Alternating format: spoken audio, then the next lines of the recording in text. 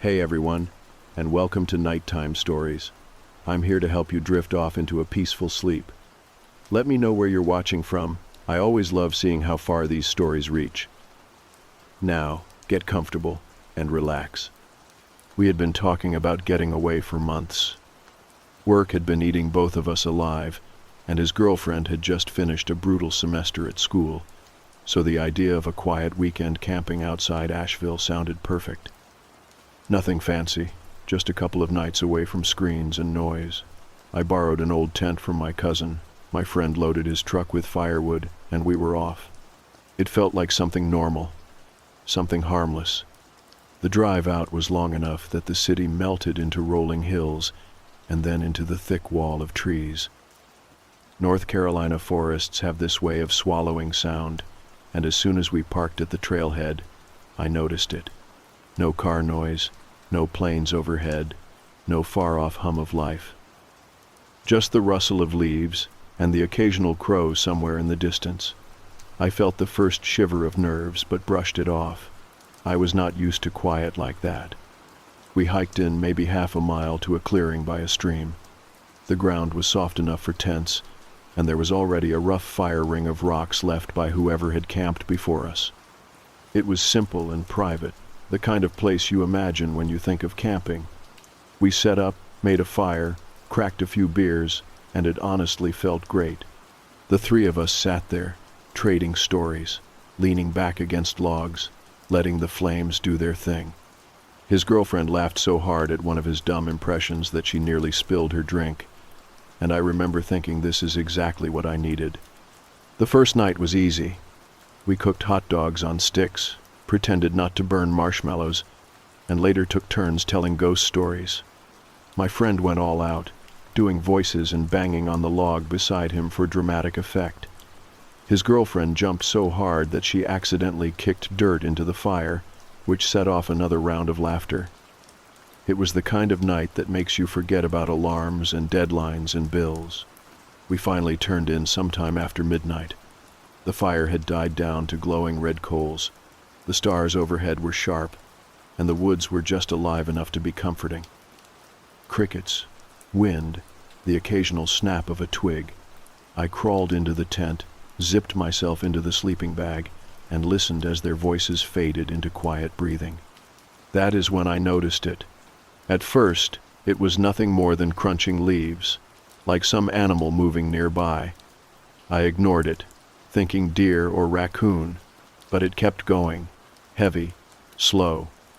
2 steps, pause, then another. It circled the camp. That was what made me sit up, heart pounding. An animal does not pace like that. I whispered my friend's name, but he was already awake. I could hear him shifting beside his girlfriend. He whispered back, "Do you hear that?" I nodded, though he could not see me in the dark. The sound circled closer, always stopping when one of us spoke. I reached for the flashlight I had left by the flap and clicked it on. The beam cut through the tent walls and we scrambled to unzip the door. I swung the light toward the sound, expecting to see a pair of glowing eyes, some animal startled by the sudden brightness. There was nothing, just trees, branches swaying in the slight breeze, the soft glitter of the stream reflecting light back at us. My friend held his breath. His girlfriend whispered, "There's nothing there." But the footsteps had been real. I know the sound of boots on dirt. I know the rhythm of 2 feet, not 4. We sat there for a long while, light sweeping over tree trunks, waiting for something to move. Eventually, the woods went quiet again, so still that I started doubting myself. Maybe we imagined it, spooked ourselves with all the ghost stories earlier. Maybe the sound carried weird in the trees. But even as I told myself that, I could not shake the feeling that something had been circling us, listening. We left the flashlight on a little while longer, beams bouncing between the three of us, before finally forcing ourselves to lie back down. My friend muttered something about deer again, trying to settle his girlfriend. I pretended to believe him. But when I closed my eyes, every creak of the trees sounded like someone shifting their weight, standing just out of sight. The next morning, the forest seemed harmless again. Sunlight cut through the canopy, the stream sparkled, and birds made the place feel alive. We brewed coffee on the little stove, laughed about how jumpy we had been, and promised not to scare each other with stories that night. His girlfriend admitted she barely slept, and I told her I was the same. My friend played it cool, but I could see the tension in his shoulders. We tried to shrug it off, chalking it up to imagination, but I noticed how often we glanced at the tree line as we went about the morning routine, packing food, fetching water, adjusting the fire pit. It was like none of us wanted to say it out loud, but the idea of something being out there stuck with us. The day itself passed normally. We hiked a little, gathered more wood, took naps in the sunday. By evening, it felt safe again, and I caught myself wondering if I had exaggerated it in my own head. The woods play tricks, sound bounces. You expect to be creeped out at night, so maybe you make things worse than they are. Still, when the second night came, I found myself staying closer to the fire, reluctant to step away into the dark. My friend teased me for it, but he kept close too. His girlfriend wrapped herself in a blanket and sat with her back to the tent, watching the shadows stretch across the trees. None of us said it, but we were waiting for the sound again. And sure enough, as the fire sank into coals and the crickets sang, something in the dark moved, a snap of a branch, then the same steady pacing. Only this time, it was closer from the start. That night did not end like the first. That night, whatever was out there made sure we knew it was not an animal. The second night is when the tone of the trip shifted. We had convinced ourselves that the first night had been nothing. Nerves, shadows, stories, mixing with the woods. By the time we had eaten dinner, I was almost sure I had imagined the footsteps. But then the sound returned, and this time it announced itself without hesitation. We had just climbed into the tent, the fire still glowing outside but burning low. My friend had started drifting off when it came. 3 sharp knocks, not far away, not distant or confused. They came from right next to us, on a tree that must have stood only a few feet from the tent wall. The sound was crisp, controlled. Not the random knock of a branch or an animal brushing against bark. I sat up so fast that I hit my head on the top of the tent. His girlfriend grabbed his arm, eyes wide in the faint lantern light. He muttered a curse, unzipped the flap with more confidence than I knew he had, and shined his flashlight into the trees. His voice carried hard, louder than he probably meant. "Whoever the hell is out there, knock it off." The light cut through trunks, bushes, tall grass. Nothing. No person stepping into sight, no deer spooked by the sound, just silence. He kept the beam steady for a long time, jaw tight, but the woods offered nothing back.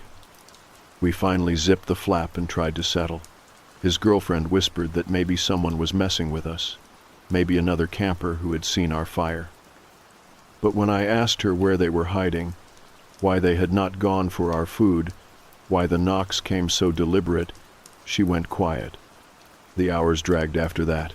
I did not close my eyes once, my ears strained for every crackle or snap.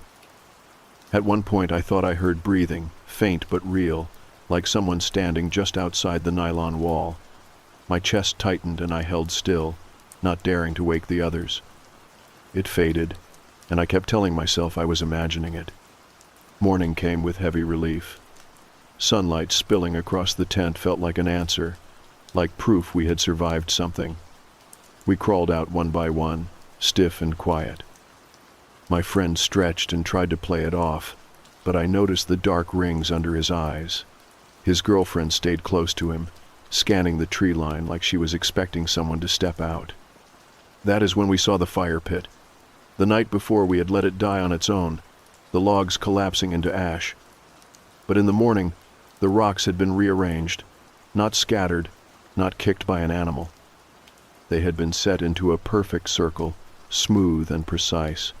The ash had been brushed aside as if someone had taken time to make it neat. We all stared at it, waiting for one of us to suggest that maybe we had done it in some half-asleep state. But the truth was clear. None of us had done that. It was not food they wanted, not supplies. Whoever had come close during the night wanted to leave a message. I remember standing there with the cool morning air biting at my skin and realizing this was not just some prank. Someone had walked into our camp in the middle of the night and carefully changed the fire pit without taking a single thing. Our cooler was closed, our bags untouched. Even the folded blanket on the log where his girlfriend had been sitting was exactly as she had left it. The only thing that changed was the fire pit, and that meant whoever it was wanted us to notice. We ate breakfast in silence. The stream gurgled nearby, birds called, and it felt surreal that the world could sound so ordinary while my chest felt tight with unease. My friend muttered that we should pack up early, but his girlfriend insisted we stay. She said we were spooking ourselves, that it was just some hiker messing with us. Leaving now would make us look foolish, she said, like we had been scared away by shadows. I could tell my friend did not agree, but he let it drop. We tried to distract ourselves with another hike, walking along a ridge a mile away. The air was fresh. The view stretched out for miles, and for a while I thought maybe she was right. Maybe we were overthinking it. Then she froze. Her voice dropped to a whisper. Someone's there. We followed her gaze to the tree line across the ridge. At first I thought it was a trunk, but then it shifted. A tall, thin figure, standing still, watching. Too far to make out a face, too far to tell if it was even a man or a woman, but undeniably human in shape. We shouted. My friend cupped his hands around his mouth and demanded to know who it was. No answer. The figure just turned with slow precision and walked deeper into the trees, vanishing without hurry. The three of us stood frozen, our shouts echoing across the ridge. His girlfriend clutched his arm so tight that her knuckles turned white. I felt my skin prickle as if I had stepped into ice water. Whoever it was, they had no fear of us. They wanted us to see them. We hurried back to camp, packs swinging, eyes darting to every shadow. None of us said it out loud, but the fun of the trip was gone. The laughter of the first night had dried up. Now every sound of the forest felt charged. That night we packed up earlier than usual, shoving supplies back into bags with nervous hands. We tried to rest, but no one truly lay down. We sat in the tent listening, waiting, breath shallow. The footsteps came again. Slow, deliberate, circling, this time closer than before. Each crunch of leaves made my chest tighten. We did not unzip the flap. We did not shout. We just sat frozen, praying the sound would fade. But it did not fade. It paced for hours, back and forth, steady, patient, like it knew we were awake, like it was savoring how still we Saturday. The hours stretched until dawn. None of us slept. The ride home should have been the end of it. That was the thought that kept circling in my mind as we stuffed the tent and cooler back into the car. My friend slammed the trunk shut with more force than he needed to, muttering that he was done with the woods for a while. His girlfriend tried to act like she was fine, but she kept glancing back toward the trees as if expecting someone to step out and wave goodbye. We pulled out of the campsite in silence. The dirt road bumped beneath the tires, the trees finally thinning, and with every mile I told myself it was over. Maybe it had been a strange hiker. Maybe someone who lived nearby liked to mess with campers. Maybe it was nothing more than nerves feeding off each other. By the time we stopped for gas, I even managed to laugh about it.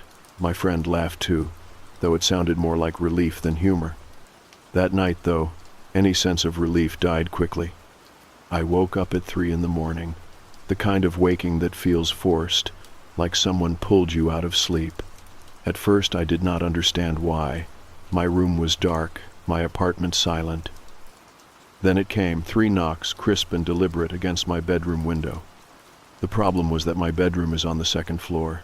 There is no easy way to reach the window from outside. No tree limbs brushing against the glass. No ladder leaning nearby. Just 3 knocks, spaced with the same rhythm we had heard in the woods. My heart pounded so hard it hurt. I sat up in bed, staring at the faint outline of the window, expecting another knock. None came. I did not move. I did not breathe. I waited until the first hint of daylight crept into the sky before I dared to get up. When I finally peered out, the street was empty, quiet, like nothing had happened.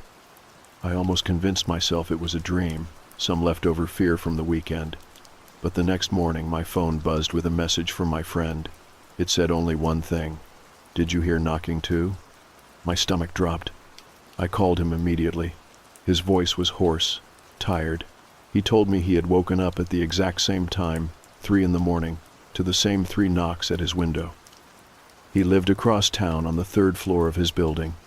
No one could have reached that window either. We tried to rationalize it. A coincidence, a dream. But 2 people having the same dream at the same time, and the same sound? Neither of us could explain it. The next day passed in a haze. I went through work distracted, my eyes drifting to the clock constantly. As night crept closer, I felt a tightness in my chest I could not shake. By the time I climbed into bed, exhaustion weighed me down, but I still could not rest. Every creak of the building made me flinch. That night there were no knocks. Instead, I woke to a new sound, breathing, heavy, slow, unmistakable. It was not mine. It was not the hum of the heater or the sound of a neighbor. It came from inside the room. I froze. The breathing seemed to come from near the foot of the bed, steady, patient, as though someone stood there watching. My hand inched toward my phone on the nightstand, the glow of the screen faint in the dark. When I flicked it on, the sound stopped. Just silence. My pulse thudded in my ears. I turned on the lamp, flooding the room with light. No one was there. The space was empty, but the air felt charged, heavy, as if something had only just slipped away. I sat up until dawn again, too afraid to close my eyes. The following morning, I noticed something new. Near the back door of my apartment, on the hardwood floor, a faint trail of muddy water, small puddles, as though someone had tracked it in from outside. The odd part was that the door was still locked, the chain still fastened from the inside.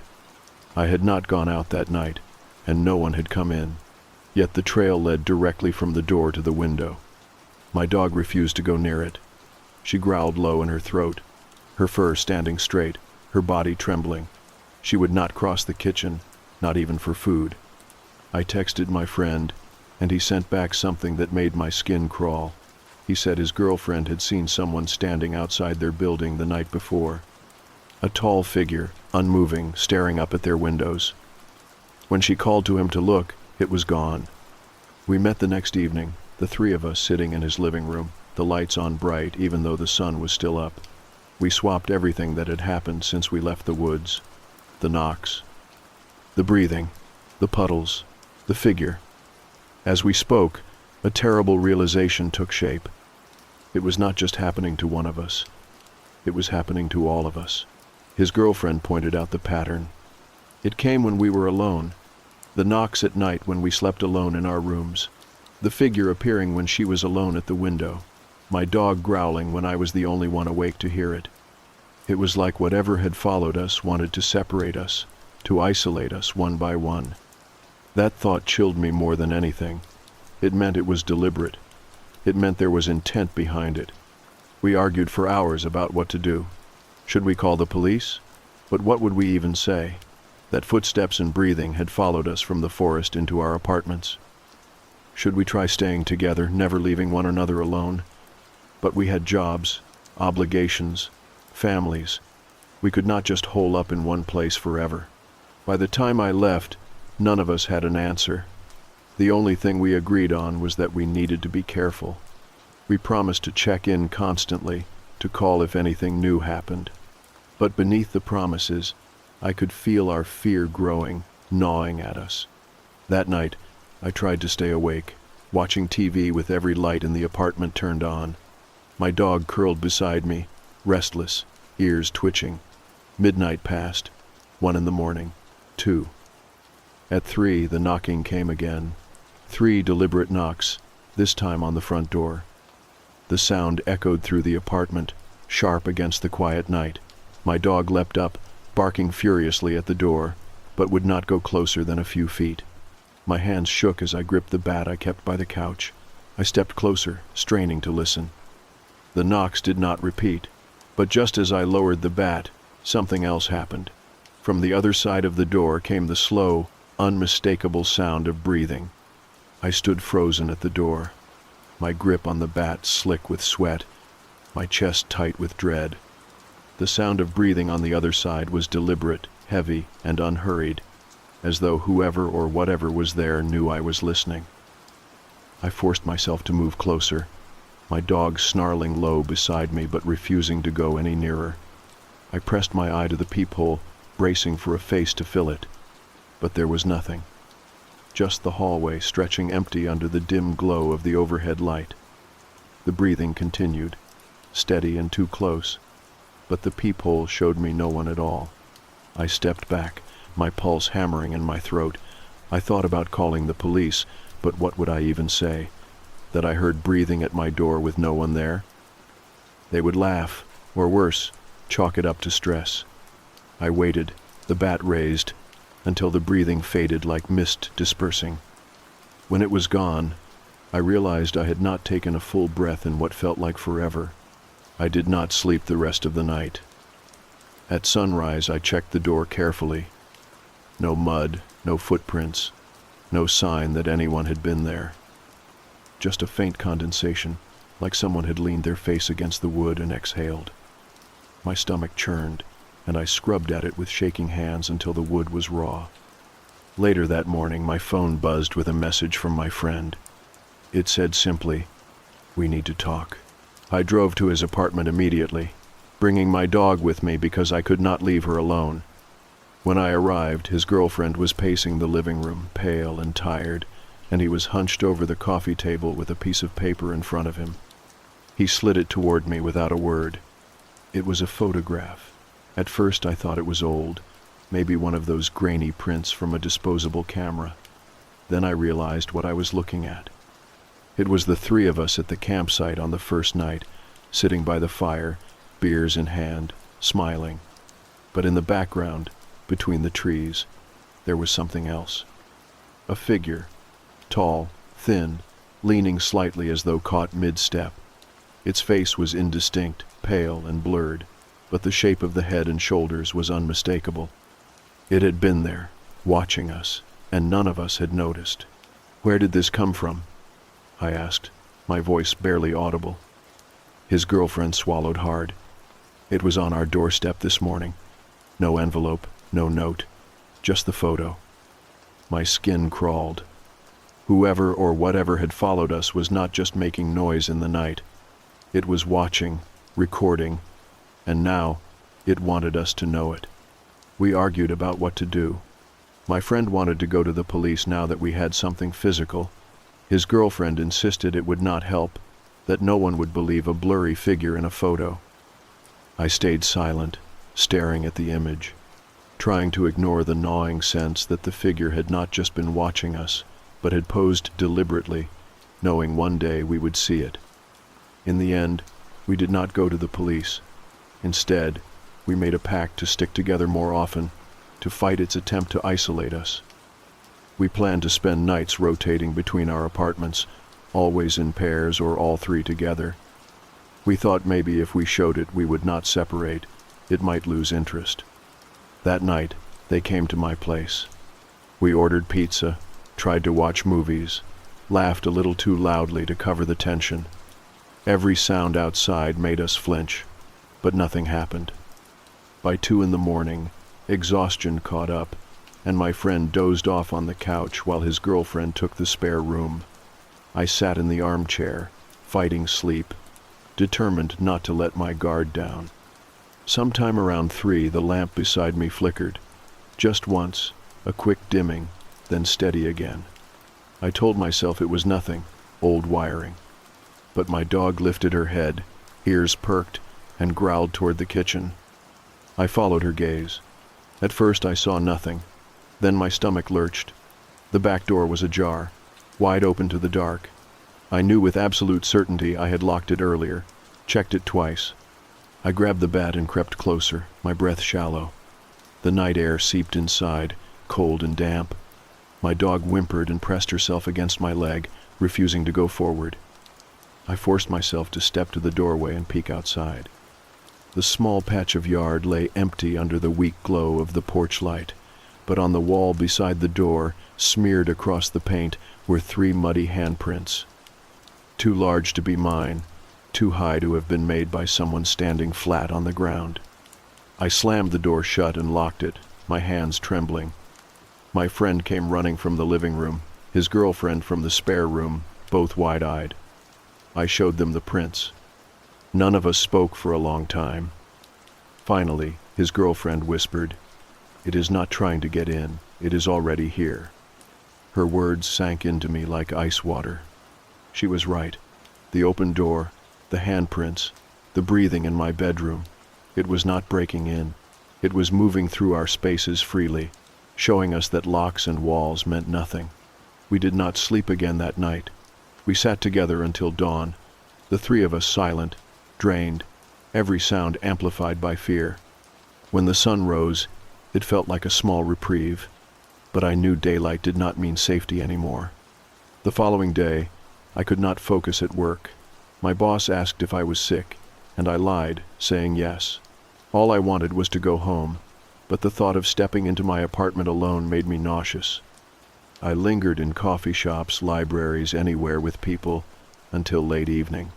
When I finally forced myself home, the first thing I noticed was the smell. Damp earth, thick and heavy, as though the forest itself had been dragged inside. It clung to the air, to my clothes, to my skin. I followed it to the kitchen.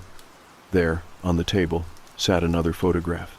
My stomach knotted as I picked it up. This time, it was of me, sleeping in my own bed. The angle was from the corner of the room, near the closet.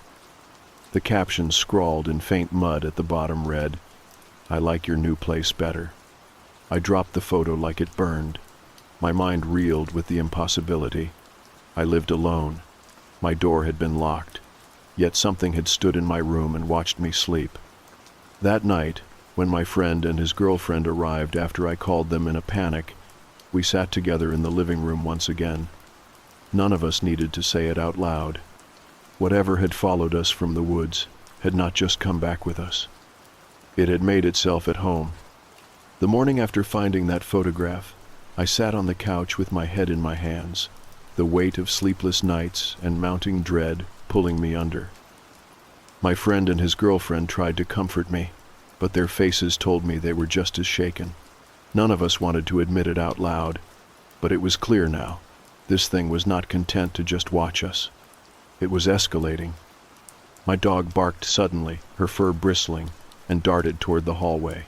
We followed her and found muddy water seeping from beneath the bedroom door. I froze. The room had been clean the night before. My friend flung the door open, and we all stepped back. The carpet was soaked, puddles forming like the ground itself was leaking. The window was locked, yet condensation covered the glass as though someone had pressed their face against it. In the center of the room lay 3 small stones arranged in a perfect circle. His girlfriend bent down and touched one of them before I could stop her. She flinched and pulled her hand back. They are freezing, like they have been sitting in a river. I grabbed the stones with a towel and tossed them out the back door, but the unease lingered. We decided to leave the apartment for the day, thinking maybe the thing had less control over us outside. We packed a few essentials and went to a diner across town. At the booth, we sat close together, speaking in low voices. My friend suggested we stay in a hotel that night, somewhere with cameras and security. His girlfriend shook her head. It is not afraid of locks or walls. A hotel will not stop it. Again. What if it is a person? I asked, desperate to cling to something rational. What if it is just some psychopath who followed us from the woods? He could have keys. He could be getting inside while we are gone. His girlfriend looked at me with tired eyes. Do you really believe that? Because I saw its face last night. Or rather, the lack of it. Standing outside our apartment window, too tall to be anyone normal, too still. That is not a person. I wanted to argue, but deep down I knew she was right. The mud, the stones, the way doors opened without sound, the photographs left without being seen. It was not something that could be explained away. When we left the diner, we noticed a man sitting at the counter by himself. He was pale, gaunt, dressed in hiking clothes that looked too clean for someone who had actually been in the woods. As we walked past, he turned slightly, and my breath caught. He wore a faint smile, but his eyes seemed hollow, reflective, as if there was nothing behind them. My dog growled at him. We hurried out, my heart pounding. My friend glanced back through the window and whispered, "He is not eating. He is just sitting there, staring at us." We drove across town to his place, deciding to avoid my apartment altogether for the night. When we arrived, the first thing we noticed was the smell. Damp earth, thick and cloying, greeted us at the door. My friend cursed and shoved it open. Inside, muddy handprints decorated the walls, spiraling from the entryway up the staircase and into the bedrooms. They were higher than a person could have reached without standing on something, smeared in deliberate patterns. We followed them reluctantly and found his bedroom in disarray.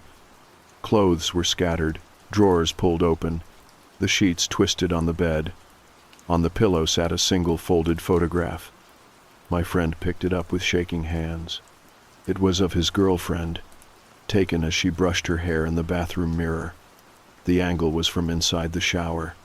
Her face in the reflection was calm, unaware. My stomach turned. She pressed her hands to her mouth and whispered, "I never saw anyone there. I would have noticed."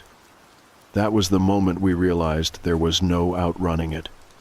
No matter where we went, it would already be waiting. The three of us tried to stay awake together again, but exhaustion eventually won. I must have dozed off on the couch because I woke to the sound of knocking. 3 sharp knocks, deliberate, against the front door. I sat up, my chest tight, listening. Another 3 knocks followed, louder this time. My dog barked furiously. I crept to the peephole, every muscle screaming for me to stop. The hallway outside was empty. Then, impossibly, the knocks came again, this time from the inside of the apartment, from the very door I was standing in front of. My blood ran cold. I stumbled back as my friend rushed in, holding a flashlight. He shined it along the door. No one was there. No footprints. Nothing. We sat in silence until dawn, each of us clutching something as a weapon. None of us spoke about what we had just experienced. The following day we met at the library, hoping to find answers. We pored over local legends, old news articles, anything about the woods outside Asheville where we had camped. What we found was scattered but chilling. There were old accounts of missing hikers, unexplained lights, and strange sounds. One story described a spirit that followed travelers home if they disrespected the forest. It did not steal food or supplies, only left signs to remind people it was near. 3 knocks, circles of stones, muddy handprints.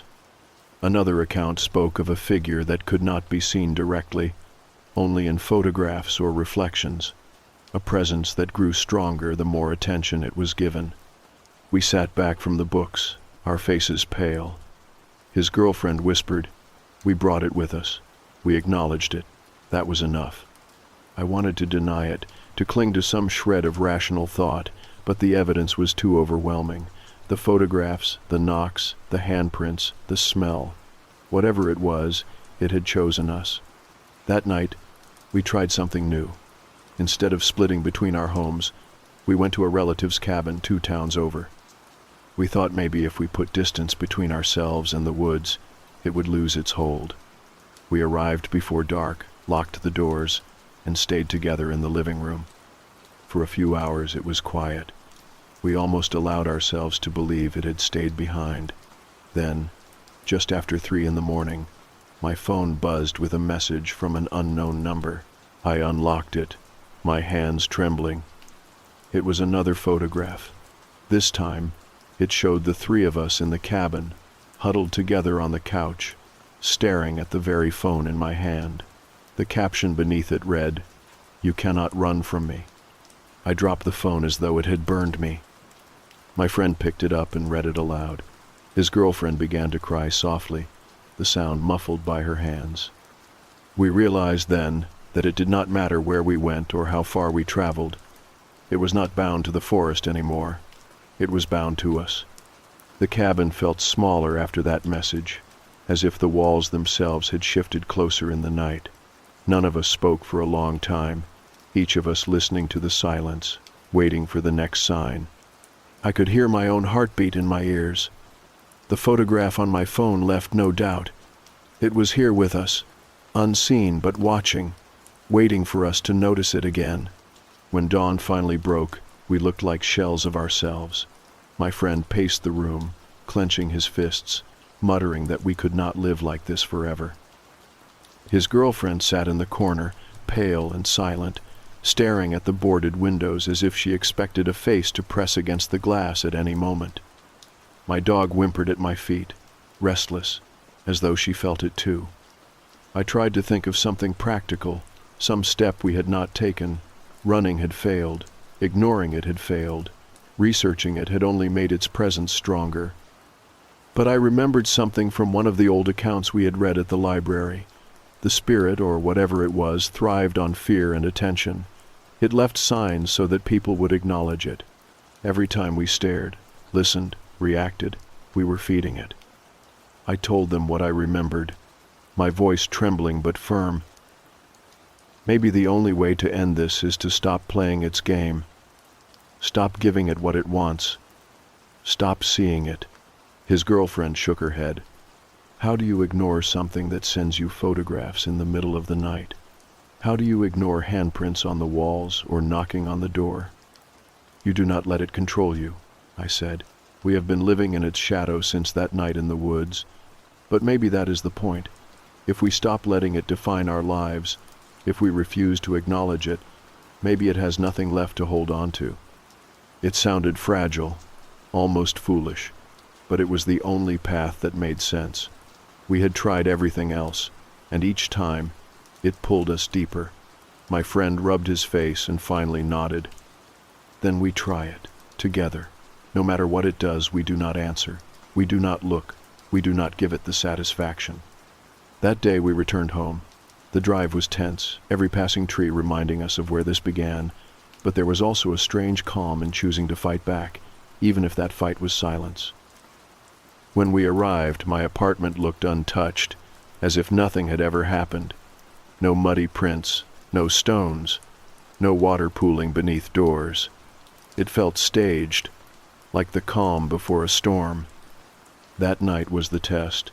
We stayed in my apartment, lights off, phones on, silent. At exactly 3 a.m, the knocking began. 3 deliberate raps on the window. We sat still. My dog growled low in her throat but did not bark, as if sensing our resolve. The knocks came again, louder this time, shaking the glass. Still, we did not move. Then came the breathing, heavy, ragged, right outside the window, as if someone pressed their face against the pane. My chest tightened, but I focused on keeping my eyes closed. Beside me, my friend squeezed his girlfriend's hand. The sound grew closer, louder, almost unbearable. Yet we did nothing. After what felt like an eternity, the noise stopped. The silence was deafening. We waited, not daring to speak. Minutes passed, and then hours. When the first light of dawn seeped into the room, we realized we had made it through the night without breaking. The following days were easier, though not without trials. Sometimes we would find a stone placed neatly on the porch. Sometimes we would hear knocks from another room. Once, I woke to see muddy handprints on the ceiling above my bed, but each time, we ignored them. We cleaned what needed cleaning, but we did not react. We did not speak of it. We gave it nothing. Slowly, the signs became less frequent. The knocks faded. The stones stopped appearing. The photographs no longer came. It was as if the thing had grown weaker, starved of our attention. Weeks turned into months. My friend and his girlfriend moved into a new apartment together, and for the first time in a long while, they laughed again. My dog stopped growling at corners and settled back into her old habits of curling up at my feet. I began to sleep through the night. Life, cautious but steady, returned. One afternoon, I drove back to Asheville alone. I parked near the trailhead, where it all began, and walked into the forest. The trees stood tall and silent, their leaves whispering in the breeze. I reached the old campsite, now overgrown with grass and vines, the fire pit scattered and cold. I stood there a long time, listening, waiting for footsteps, for knocking, for that heavy presence circling me. Nothing came. Just the forest, alive and indifferent, moving to its own rhythm. I whispered into the air, more for myself than for anything that might be listening. "You do not own me anymore." And I turned and walked away. When I returned home, I checked my phone one last time, half expecting to see a message waiting, another photograph sent from the dark. But the screen was clear. No new messages, no unknown numbers, just silence. That night, I slept soundly, without interruption. No knocks, no breathing, no handprints. For the first time since that trip, I woke with sunlight streaming through the window and felt no weight pressing on my chest. We never spoke of it again, the three of us. We did not need to. The unspoken rule between us was simple. We would not give it life by remembering it, by telling the story over and over. Whatever it had been, it was gone now, starved by our refusal to acknowledge it. Sometimes, though, when I walk past a quiet stretch of forest or hear a branch snap in the night, I feel a twinge of unease. Not fear exactly, but respect. A reminder that there are things out there that thrive on the space we give them, on the cracks we leave open. But I also remind myself of what we learned. It cannot survive without your attention. You do not have to let it in.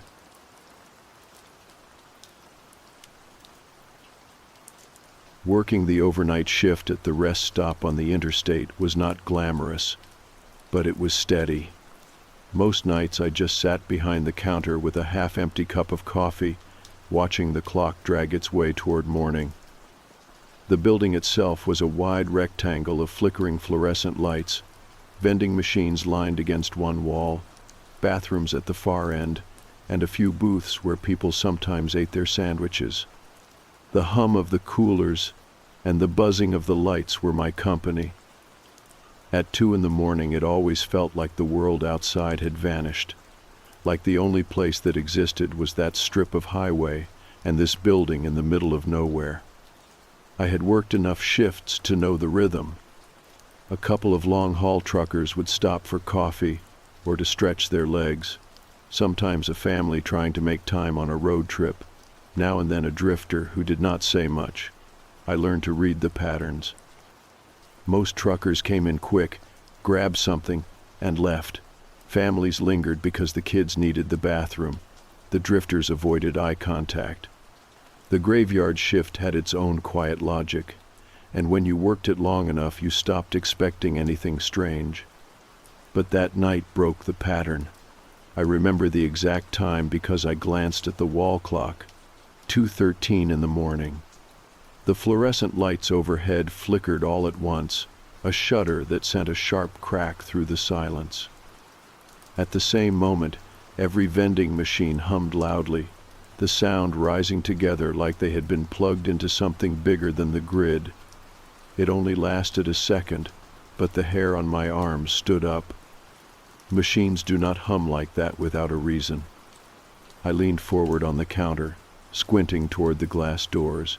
The parking lot was mostly empty, a few cars and rigs scattered across the wide asphalt, nothing unusual. Out of habit, I turned toward the security monitors. There were 6 little black and white screens stacked above the register, each pointing in a different direction: front entrance, side lot, bathrooms, and the edges of the lot where the light posts stood. That was when I saw it. On the far left monitor, the one pointing toward the middle of the lot, stood a figure. It was not close to any car, just a person standing under the buzzing street lamp, still as stone. The image was grainy, but I could make out the shape of arms at its sides, a head tilted just slightly forward, I waited for them to move, maybe pull out a phone or shift their weight. Nothing. The figure did not so much as twitch. At first I told myself it was a trucker taking a break, maybe someone stretching their legs, but I could not shake how still it was. People cannot stand that still for long. They shift, scratch, look around. This one was like a mannequin dropped in the middle of the lot. I kept glancing at the monitor while pretending to do inventory, scribbling meaningless numbers on a pad just to keep my nerves busy. 5 minutes went by. 10. Still nothing. I started to feel that hollow twist in my stomach, the kind you get when you know something is wrong but you cannot name it.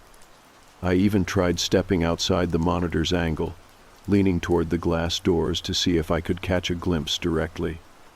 All I could see was the glow of the lamps and the shine of empty asphalt. From that angle, the figure was hidden by the glare. Another 5 minutes crawled past, then another. 20 minutes since I first noticed. My chest felt tight. That was when the front door opened. The bell above it gave a weak jingle, and a man walked in. A trucker, judging by the heavy boots, the cap pulled low, and the smell of diesel that seemed to cling to him. His eyes were wide, his face pale under the fluorescent lights. He moved quickly past the counter, his hands trembling as he adjusted his jacket. "Evening," I said, though my voice came out rough. He barely looked at me. He stopped near the coffee station, but instead of pouring a cup, he leaned in close and whispered, "Do not go outside. Do not look too long." His voice cracked on the last word like it cost him something to say it. Before I could ask what he meant, he walked fast toward the bathroom and pushed the door open. The metal slammed against the frame as he locked it behind him. I stood there blinking, my pad of fake numbers in one hand, my heart thudding. The bathroom door never opened again. I turned back to the monitor. The figure was still there, exactly the same spot, exactly the same posture. My mouth felt dry. I tried to convince myself it was a coincidence. Maybe the trucker was spooked by something on the road. Maybe the figure really was just a man standing too long in the cold. But the vending machines hummed again for a split second, all at once, and the lights flickered overhead like a shiver. I sat back down behind the counter, the stool creaking under me. My coffee had gone cold, but I drank it anyway, more for something to do than for the taste. I tried reading the emergency procedure binder that sat under the register, flipping through laminated pages I had already memorized. None of it said what to do when someone planted themselves in the lot and refused to move. Every few minutes I glanced at the clock. 2:28, 2:31, 2:38. The figure did not move. My neck ached from craning at the monitor. I thought about calling my manager, but what would I say? There is someone standing in the lot. It sounded ridiculous. I thought about calling the police, but what if it was just a traveler resting, and I looked like an idiot? The silence of the rest stop pressed in thicker. The only sound was the buzzing of the lights and the faint hum of the refrigerators. Even the highway outside seemed quieter than usual. No distant rumbles of rigs, no swish of passing cars. It was as though the world beyond the lot had emptied out. I rubbed my face, trying to convince myself it was fine, that the hours always dragged worse when I let my imagination run wild. But the words of the trucker would not leave my head. Do not go outside. Do not look too long. I leaned forward again and stared at the monitor, the glow of it burning into my eyes. The figure under the street lamp was still there, too still. Watching or waiting, I could not tell which. I told myself I would look away for 10 minutes, just 10, but every 30 seconds I glanced back, like my body would not let me do otherwise. By the time the clock on the wall ticked past 2:50, my nerves were stretched thin. I tried to shake it off, tried to go back to counting the shelves, but the whisper of humming machines kept rattling the edges of my thoughts. The figure had not moved an inch, and I had no answers, only that sinking weight in my gut. That was how the night began. Ordinary, slow, nothing but coffee and clocks, until the lights flickered, the vending machines sang, and a figure appeared in the lot that should not have been there. And once I saw it, I could not unsee it. I kept telling myself not to stare at the monitor, but it was impossible. My eyes drifted back to it every few seconds like I had no control over them. The figure was still there under the buzzing street lamp, planted in the same spot. If I looked away long enough, maybe my brain would trick me into thinking it had moved, but every time I checked, it was always exactly the same. The same tilt of the head, the same posture, the same stillness that did not belong to anything human. The coffee had turned bitter and lukewarm, but I kept sipping it just to give my hands something to do. The bathroom door at the far end of the building stayed locked. I had not heard a sound from the trucker since he went inside. No water running, no movement, nothing, just silence behind that door. I thought about knocking, but the way he had whispered to me kept echoing in my head. Do not go outside, do not look too long. Whatever had rattled him was the same thing keeping me rooted behind the counter. The vending machines gave another low hum. It was softer this time, almost like a sigh, but it was enough to make me glance up. The overhead lights flickered, not all at once, but in a wave, like something had passed through them. The glow stretched long shadows across the booths, and for a second, I thought I saw something move in the glass reflection. When I turned my head, there was nothing. Just the hum of the machines and the faint ring in my ears. I tried to focus on something normal. I straightened the candy shelf, stacked a few newspapers, even checked the receipt roll in the register. But my body was tense, waiting. Every sound felt magnified. The squeak of my shoes on the tile, the click of my pen on the pad, even the creak of the stool when I sat down again. All of it felt too loud, like it was being measured against the silence outside. The minutes dragged, stretching into something unbearable. By the time the clock hit 2:55, I was sweating through my uniform shirt, even though the air was cool. The figure had not moved an inch. I wondered if maybe it was not a person at all. Maybe it was a statue or a post I had somehow never noticed before. But the way the trucker had looked at me, the fear in his voice, kept me from believing that. At 3 exactly, headlights swept across the lot. Relief hit me so fast I almost laughed. A sedan pulled in and parked a few rows away from the street lamp. A young couple climbed out, stretching and yawning, their laughter muffled through the glass doors. For a second, the rest stop felt normal again. 2 people just breaking up a long drive with a bathroom stop and maybe some snacks. They did not seem to notice the figure at first. They stood near the car, stretching, rubbing their eyes. Then the woman pointed at it.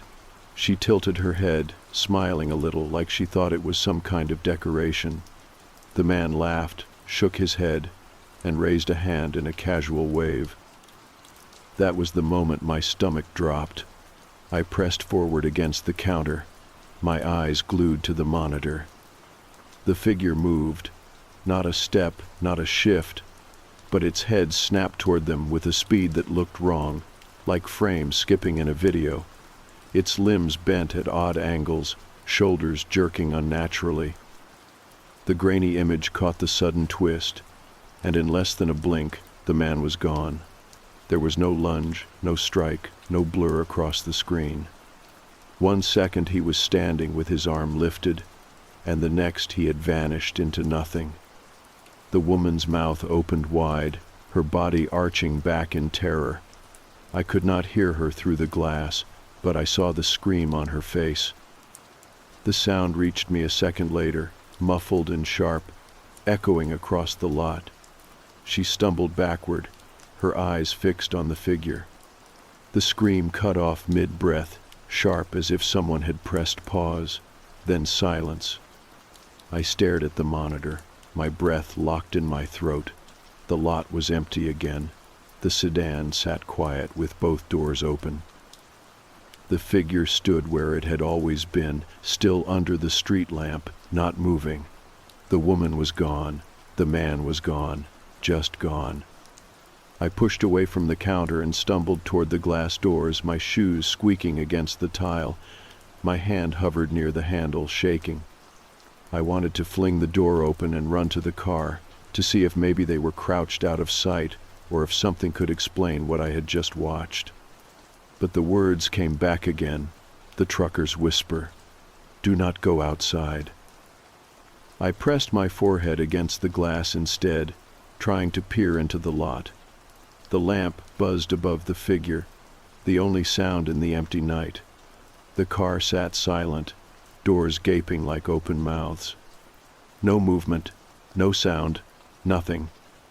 I backed away from the door, my chest heaving. I forced myself to look back at the monitor. The figure was facing the camera now. I could not see its features, not clearly, but its head was angled straight at the lens. My skin crawled. It knew I was watching.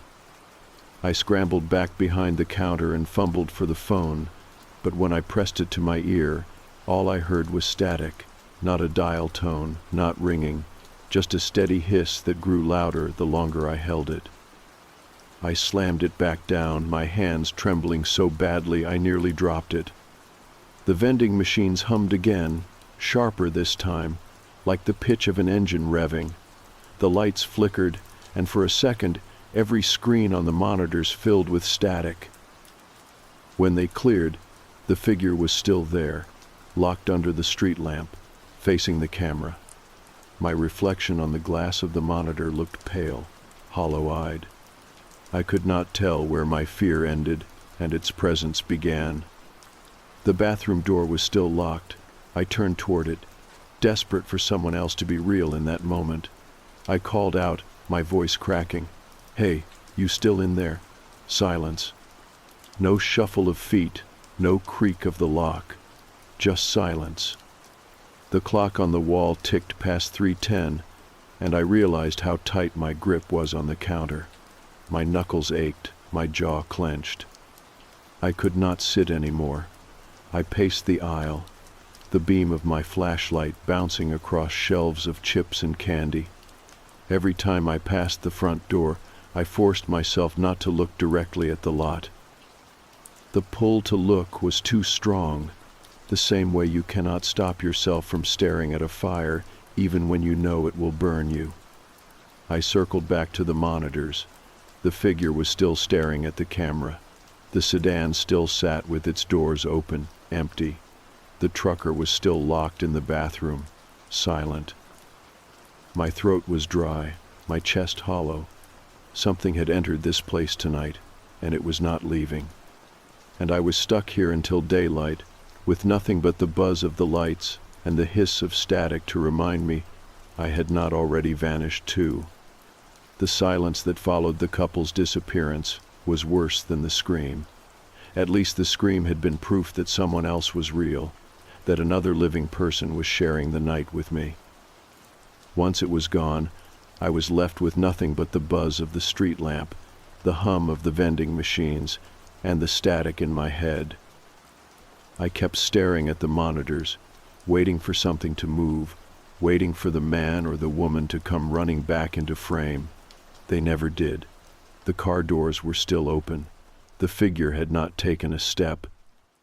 It just stood there, frozen under the light, its head tilted slightly forward like it was listening for something.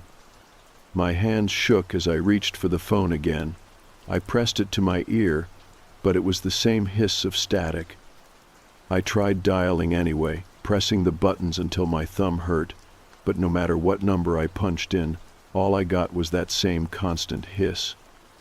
I dropped the receiver back into its cradle, the sound echoing too loud in the empty room.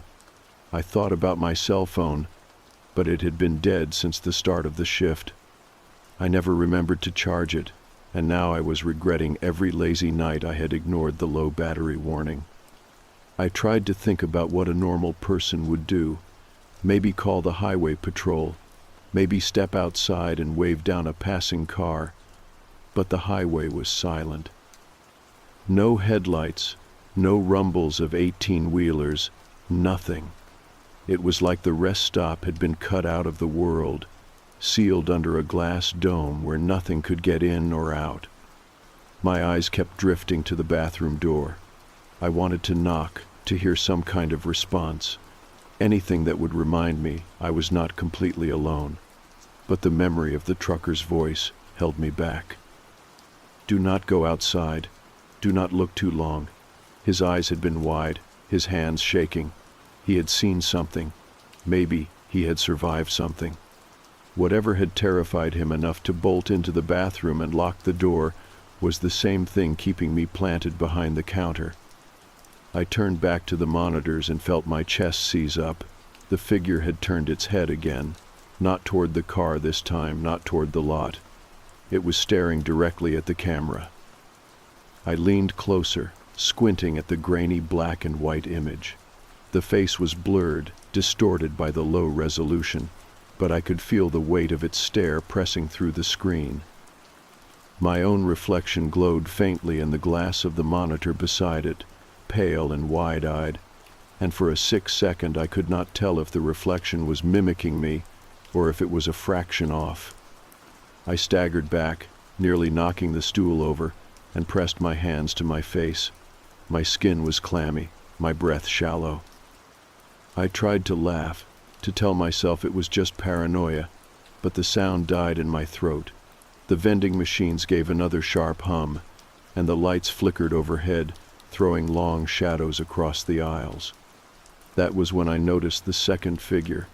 At first I thought it was a glitch on the monitor, a smudge of static near the tree line, but when I leaned in, I could see it clearly. Another figure, taller than the first, standing at the edge of the lot where the light did not reach. Its body seemed to flicker in and out like bad reception, there 1 second, gone the next, but always in the same spot when it returned. My stomach twisted. I flipped through the other cameras, and my blood ran cold. There were more, one near the far corner of the lot, another at the edge of the asphalt by the highway, a cluster of them between the trees where the light barely touched. All standing, all still, all too far from any cars. I counted 5, then 7, then more, the flickering outlines blending with the static. My throat tightened as I realized they were surrounding the building, slowly filling the gaps between the lamps. I backed up until my spine hit the counter, the monitors glowing in front of me like an altar. My flashlight sat on the shelf, and I grabbed it with shaking hands, even though I knew a beam of light would not save me. I just needed something solid in my grip, something to remind me that I still had control of something. The clock on the wall read 3:30. Time had slowed to a crawl. My mind kept circling the same thoughts. Wait until morning. Survive until daylight. The alerts that sometimes buzzed on the local weather system never came. But I found myself wishing for one now. Anything that would tell me I was not alone, that someone else was seeing this. I sat on the stool again, the tire iron propped against the counter beside me, the flashlight clutched so hard my knuckles ached. I stared at the monitors until my eyes burned, afraid to look away, afraid of what would happen if I blinked too long. The vending machines hummed, the lights flickered, the figure stayed still. Then I heard it, a faint tapping at the glass doors, slow, deliberate. I froze, my ears straining. Tap, pause, tap. I forced myself to turn my head. At first I saw nothing but my own reflection in the glass, pale and trembling. Then I noticed it. A faint outline pressed against the glass from the outside, like hands too long and thin, each finger tapping in unison. I stumbled back, knocking the stool over, my breath catching in my throat. The tapping grew louder, joined by more, like dozens of fingers drumming against the windows all around the building. I ran down the aisle, sweeping the flashlight toward the side doors. Shadows flickered past the glass, tall and thin, vanishing before I could catch them fully in the beam. The sound of tapping followed, circling the building, always just a step behind. I darted back to the counter, panting, and looked at the monitors again. The figures were closer now. The one under the street lamp had moved a step, its posture bent at an unnatural angle. The ones at the tree line were closer to the edge of the lot, their outlines sharper. The static on the screen buzzed louder, filling the silence between taps. My hands shook as I fumbled for the phone again, lifting it with desperate hope. Still static, louder now, hissing like a storm in my ear. I slammed it down and pressed both palms flat to the counter, trying to steady my breathing. I whispered to myself, "Just make it to sunrise." The words felt empty, but I clung to them anyway. The tapping stopped suddenly, replaced by a new sound, a long, slow scrape across the roof, nails dragging on metal, steady and deliberate. My stomach lurched as I tilted my head back, staring at the stained ceiling tiles. The scrape continued, inch by inch, like something was crawling above me. The lights flickered harder, the vending machines groaned. I dropped to the floor behind the counter, clutching the flashlight and the tire iron, my breath coming in shallow gasps. The scrape reached the far side of the roof and stopped. Silence pressed in thicker than before. I could hear my own heartbeat in my ears, pounding too fast. When I dared a glance at the monitors, my chest tightened.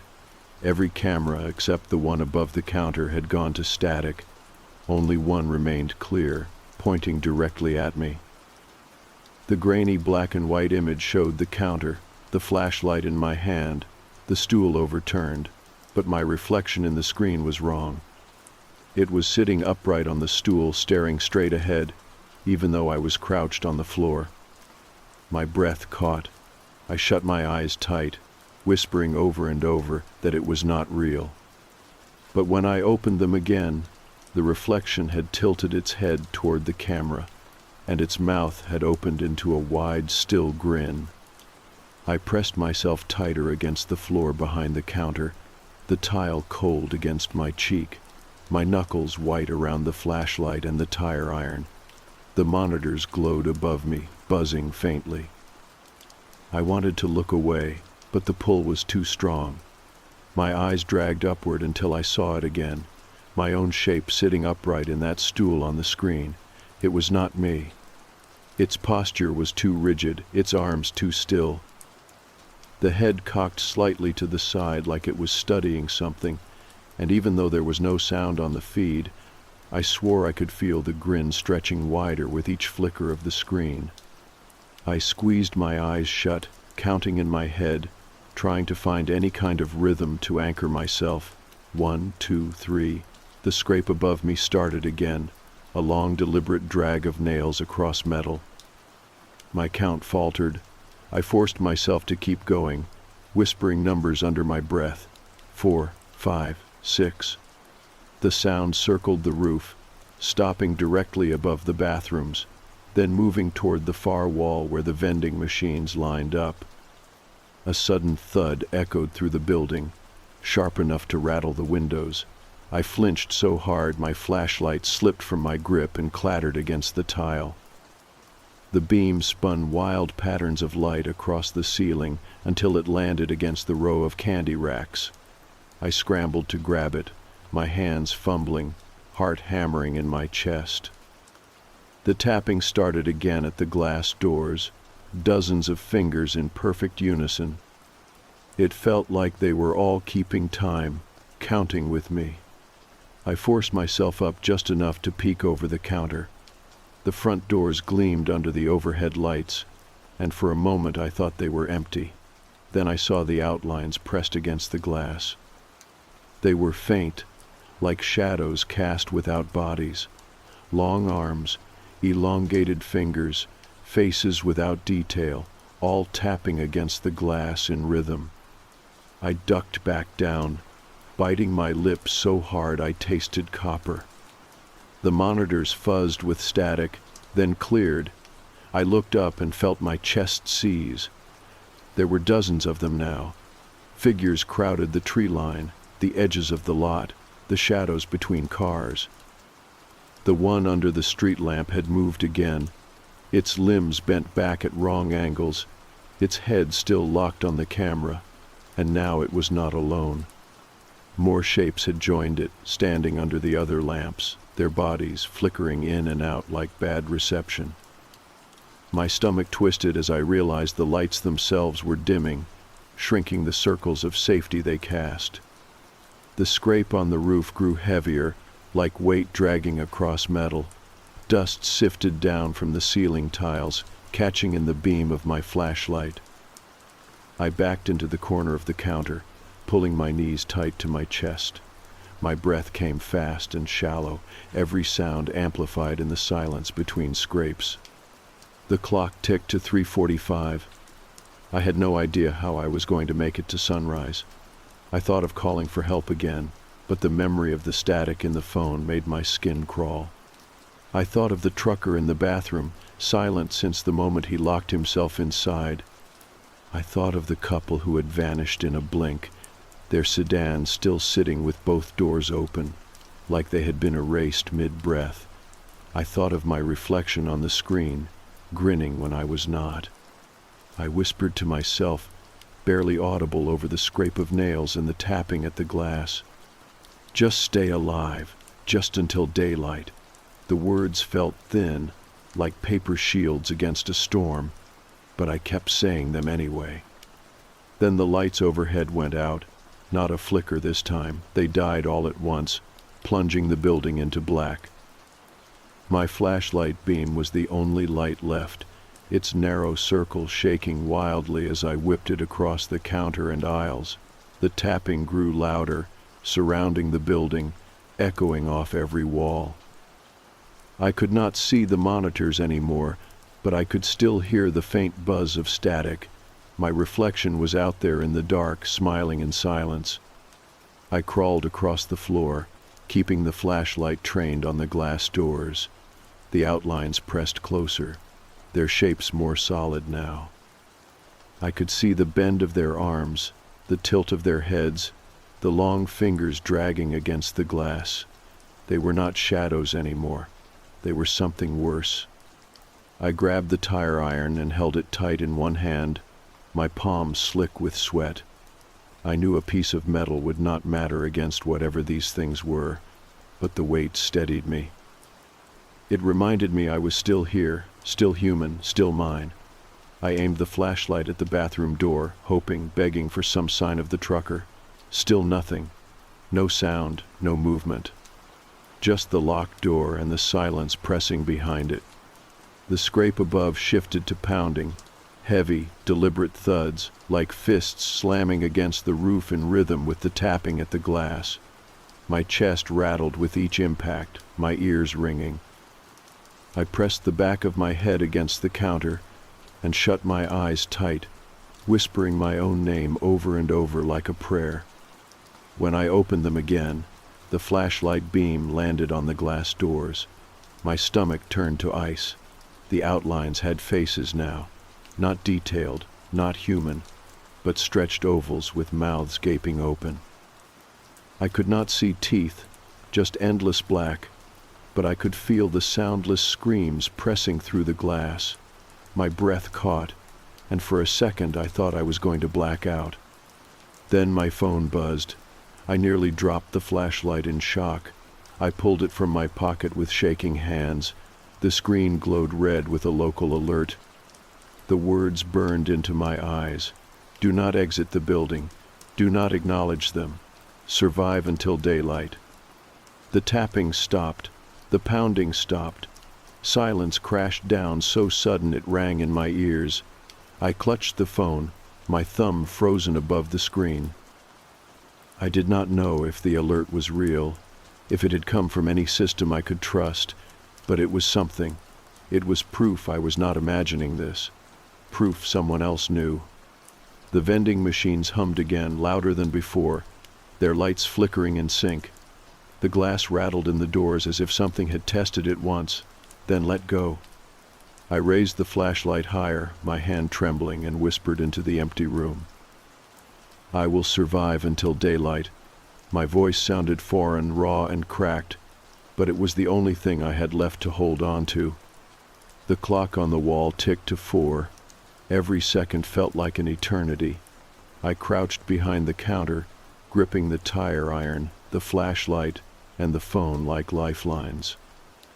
The monitors buzzed faintly in the dark, and though I could not see them, I knew the reflection was still there, smiling, waiting for me to look again.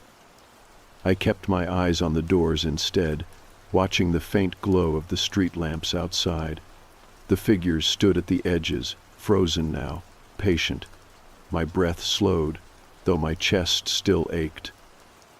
I whispered the words again, steadying myself. "Survive until daylight," and I prayed in my own quiet way that daylight would come. The phone screen stayed lit in my hand, glowing red in the dark. I kept reading the same words over and over like they would change if I blinked enough times. "Do not exit the building. Do not acknowledge them." Survive until daylight. It felt more like a threat than advice. I wanted to believe it was from some emergency system, but deep down I knew it could have come from anywhere, maybe even from them. The buzzing from the vending machines faded into a low groan that seemed to crawl across the floor tiles and into my bones. I set the phone on the counter, screen down, because I could not look at it anymore. The tapping had stopped, but the silence was worse. At least when they tapped, I knew where they were. Now the night pressed close, heavy, like the air itself was watching me. I kept the flashlight beam aimed at the glass doors, waiting for a flicker of movement. My hand cramped from gripping it too tightly, but I was too afraid to let it slip. I pictured it rolling out of reach, the beam aimed uselessly at the ceiling, leaving me blind. That thought was enough to keep my grip locked until my knuckles throbbed. Every so often I thought I heard something inside the building, a shuffle near the aisles, a faint creak by the bathrooms. I would swing the light toward it, heart racing, but the beam always landed on empty shelves or the locked bathroom door. The thought that something could have gotten inside without me hearing the doors rattled around in my head. I started whispering to myself, small sentences, just to hear my own voice and remind myself I was still in control. I told myself my name, where I was, what time it was. I told myself I was alive. The scrape above me started again. This time it was not nails dragging, but something heavier, like weight shifting across the roof. The ceiling tiles trembled, sending little flakes of dust drifting down. I shined the flashlight upward, even though I knew I would not see anything. The light caught dust motes spinning lazily before they disappeared into the shadows. The sound of dragging nails had been terrible, but the sound of something crawling, pressing its weight on the building itself, was worse. I thought about the trucker in the bathroom again. Maybe he was curled up in the corner, covering his ears the same way I was. Maybe he had already found a way out, or maybe there was no one in there anymore. The silence behind that door gnawed at me. I wanted to knock just once, but I could not bring myself to do it. I was afraid I would hear an answer in a voice that was not human. Or worse, hear nothing at all. The clock ticked to 4:15.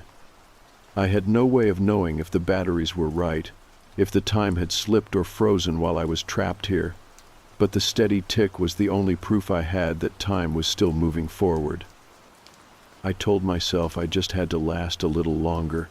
If the sun came up, this would all end. It had to. Then the tapping started again. Not at the glass doors this time, but at the counter itself. I froze, holding the flashlight steady, my breath caught. A soft tap, then another, slow and deliberate, coming from the wood just inches from where I crouched. My stomach turned cold. I swung the flashlight down, but the counter was solid, empty. The sound came again, this time from the tile at my side. I crawled backward fast, bumping into the fallen stool. The tapping followed, light but certain, like fingertips drumming against the floor, circling me. I scrambled to my feet, the tire iron raised in one hand, the flashlight beam cutting wild arcs across the aisles. Shadows jumped in every direction, stretching long and bending wrong. The tapping stopped. The silence pressed back in. I stood there trembling, the beam of the flashlight jittering across candy bars and soda bottles, feeling like the entire building was holding its breath.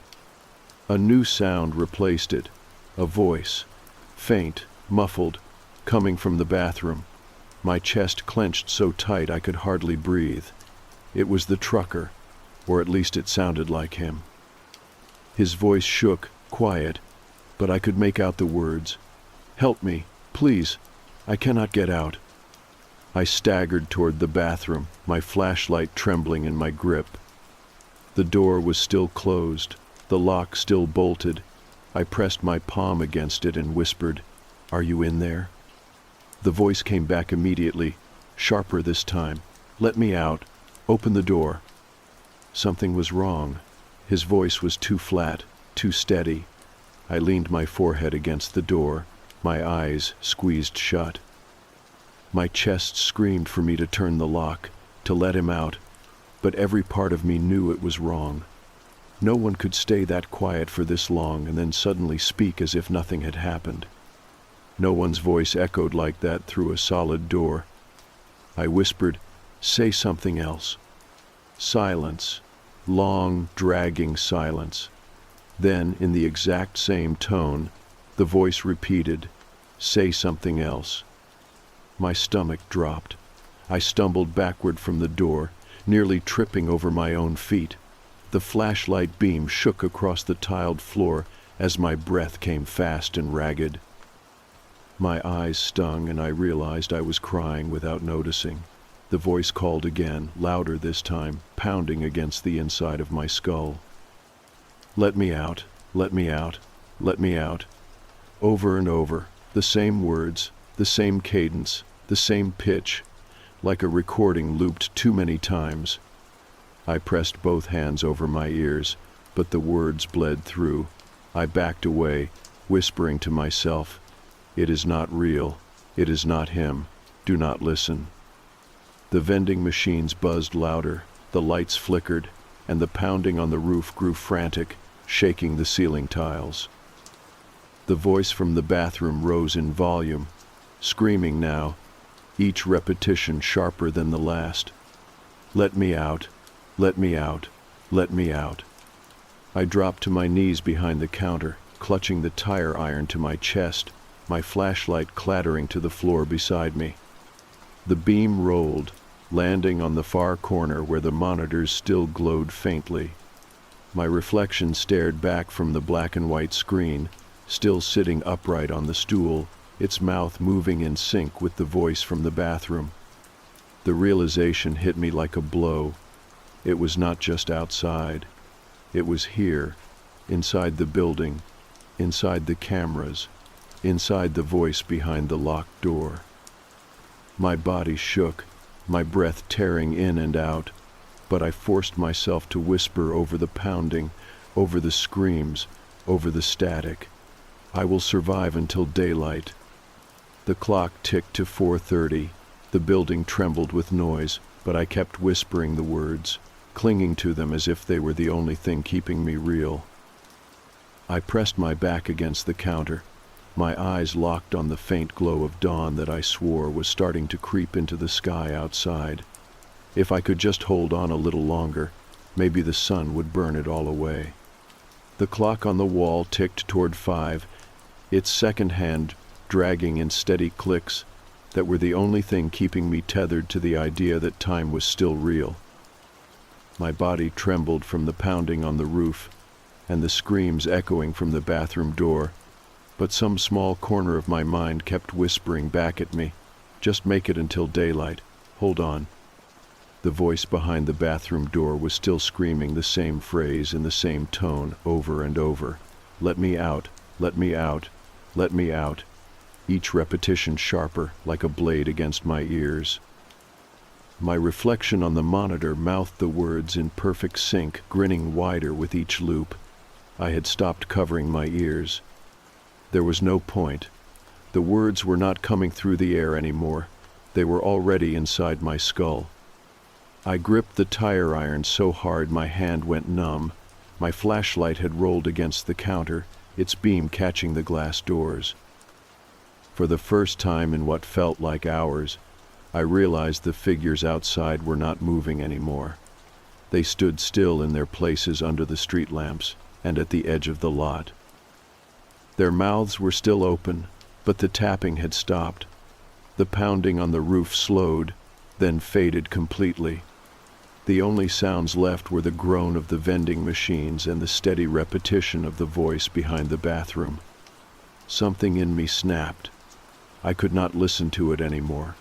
I stumbled to my feet, dragging the tire iron with me, and walked toward the bathroom. Every part of me screamed to stop, to turn around, but I pressed my palm flat against the cold metal door. The voice was right behind it, urgent, demanding. "Let me out, let me out, let me out." I whispered through clenched teeth, "You are not him." Silence. For the first time since it had started, silence. I let out a shaky breath, but then the door rattled in its frame, shaking hard against the lock. I stumbled backward, clutching the tire iron, as dust sifted from the hinges. The pounding was relentless, shaking the tiles, threatening to break the door apart. My stomach turned cold, but I raised the tire iron high. If it got through, I would fight. Even if it was useless, even if I was gone in an instant like the couple in the lot, I would fight. The clock ticked to 5:15. Then, slowly, the pounding stopped. The silence returned. The vending machines hummed low. The lights flickered weakly, but the voice and the pounding were gone. I stood frozen in place, my arms aching from gripping the tire iron, waiting for something else to break through. Nothing did. I staggered back behind the counter and collapsed onto the stool. My reflection on the monitor was gone. Just the empty counter on the grainy black and white screen. The overturned stool still lying on the floor where I had knocked it earlier. My chest heaved with relief, but the quiet was so unnatural, it made my skin crawl. I turned my flashlight toward the glass doors. The faintest glow was breaking on the horizon, pale gray, then soft gold. The sky was changing. I pressed a hand against my chest and whispered, "Daylight." My throat was raw, my voice cracked, but the word was the truest thing I had said all night. The first rays of sunlight stretched across the lot. The figures outside began to fade. One by one, they blurred at the edges, flickering like static until the light washed them away completely. The one under the street lamp held on longest, its limbs bent at impossible angles, its head tilted toward the camera. But even it began to dissolve, its body breaking apart in the glare of the sun until nothing was left but the empty asphalt and the buzzing lamp. I sat frozen, staring at the monitors as each one cleared. Static melted into empty lots, silent cars, rows of trees. No more flickering figures, no more twisted outlines. Just the rest stop, quiet and ordinary again. At 6, the automatic lights inside the building flickered back on. Fluorescent hum filled the silence, almost comforting in its normalcy. I dropped the tire iron onto the counter with a clatter and pressed both palms to my face. My body shook with exhaustion, but I was still alive. When I finally worked up the nerve, I walked to the bathroom door. My hand hovered over the lock. I did not want to open it. I already knew what I would find, but I could not leave without checking. I slid the bolt and pushed. The door swung open. The bathroom was empty. No trucker, no sign of anyone, no window, no vent, no possible way out. Just an empty space that smelled faintly of mildew and cleaning chemicals. I backed out and shut the door, my stomach twisting. Whatever had gone in there had never come back out. By the time the morning crowd started arriving, I was sitting behind the counter, pale and hollow-eyed, staring at the monitors as if they would flare to life again at any second. A few families came in for coffee, kids yawning, parents stretching. A pair of truckers bought sandwiches and drinks. Everyone looked at me strangely, but no one said anything. When my manager showed up at 7, he chewed me out for leaving half the lights off and the stool overturned. He asked why one of the vending machines was unplugged, though I never touched it. When I tried to tell him what had happened, he just shook his head and muttered that I needed more sleep. He said there were no incident reports, no police calls, nothing. As far as the world was concerned, the night had been quiet. But I knew better. I saw the couple vanish in an instant. I heard the voice behind the locked bathroom door. I watched my own reflection grin when I was not. I knew what had been outside, and I knew it had been waiting for me to acknowledge it. I lasted until daylight. I survived. But that did not mean I was safe, because even now, days later, when I sit in my room at night and the house grows quiet, I hear the faintest sound. A low hum, like machines plugged into a storm. A faint tap, like fingers drumming on glass. And sometimes, when I glance into the dark corner of my mirror, I swear I see myself sitting upright, grinning, waiting for me to look too long. So I keep the lights on, I keep my eyes down, and I tell myself over and over the same words that saved me that night. Do not acknowledge them. Survive until daylight, and pray daylight always comes.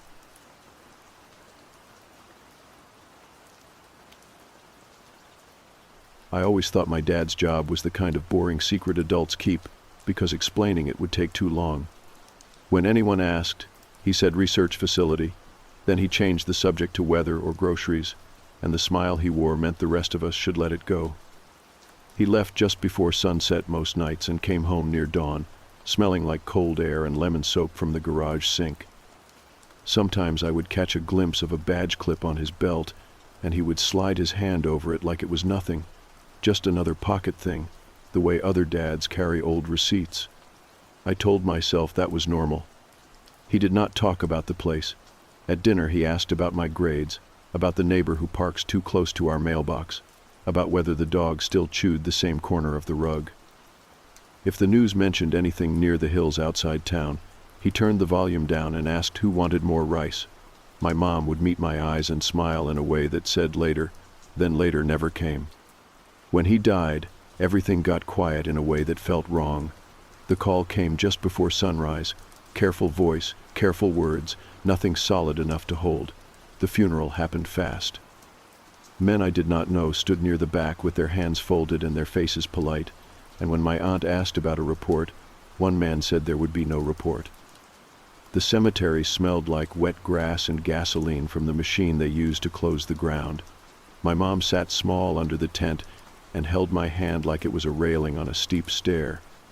The week after, I moved through the house like a person checking a rental before returning the keys. My mom kept making lists and laying them on the hall table under the bowl where my dad used to drop his change. I sorted drawers because it felt like progress, and because sitting still made the air too loud. I found old receipts that smelled like motor oil, a handful of thrift store cufflinks shaped like leaves, and a folded paper with a joke he had written in the margin of a grocery list. The house held his shape but not his secrets.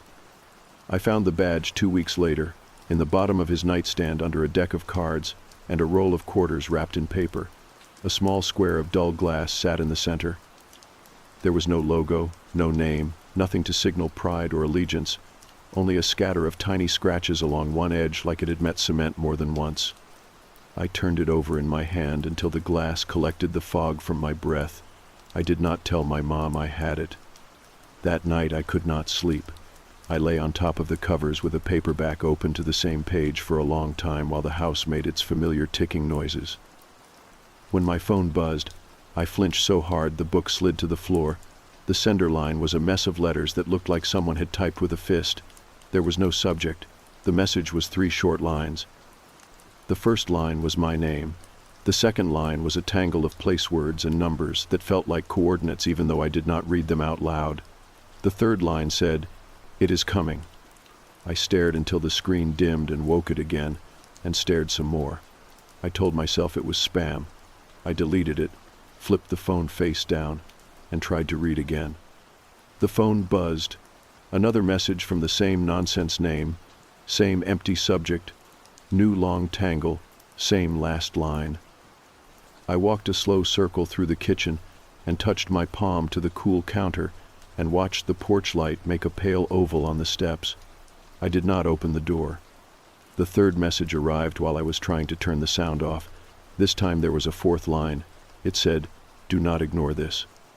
I forwarded the email to myself because that felt like action. Then I closed every app like that would make the messages end. I got up and went to my closet and pulled down the shoebox where I keep old ticket stubs and birthday cards, and I set the badge inside as if a box could make it quiet. I told myself I would show my mom in the morning. I did not sleep. Morning came slow and gray. My mom moved through the kitchen careful and quiet and asked if I wanted toast, then forgot to put bread in the toaster. I almost told her about the messages. Grief turns language into powder. She said we should go through his desk later and see what needed to be canceled. I said sure. I carried my coffee to my room and copied the long strings from the emails into a notebook, using the way they sounded instead of the way they looked, as if that would keep them from being real. I wrote the phrase at the bottom and underlined it once.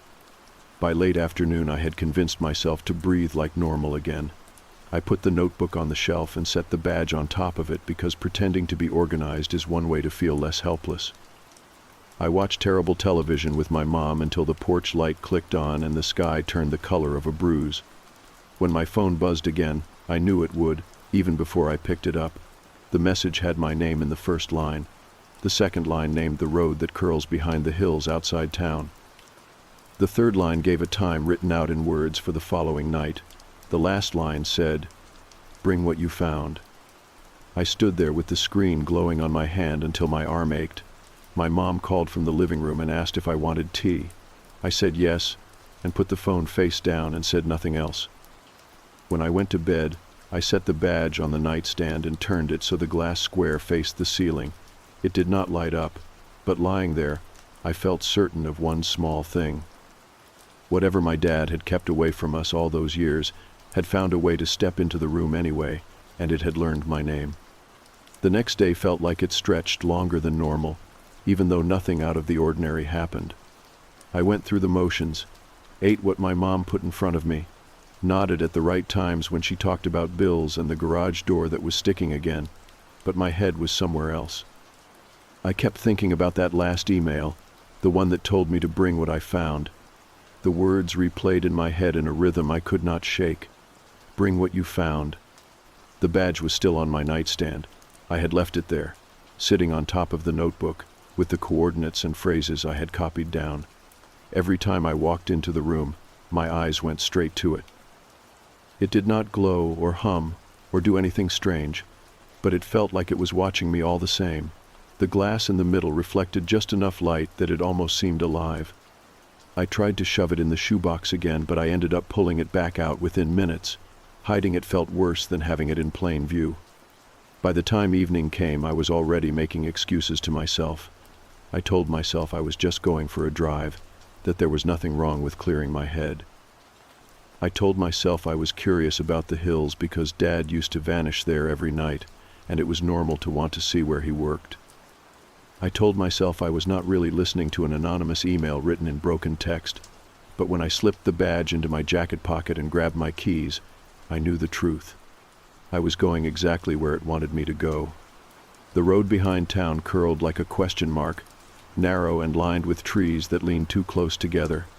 I kept the radio on low to fill the silence, but even the familiar songs felt hollow. As the sun set, the headlights carved tunnels of light through the branches, and the shadows swayed across the windshield. The further I drove, the more I realized I had never come this way before.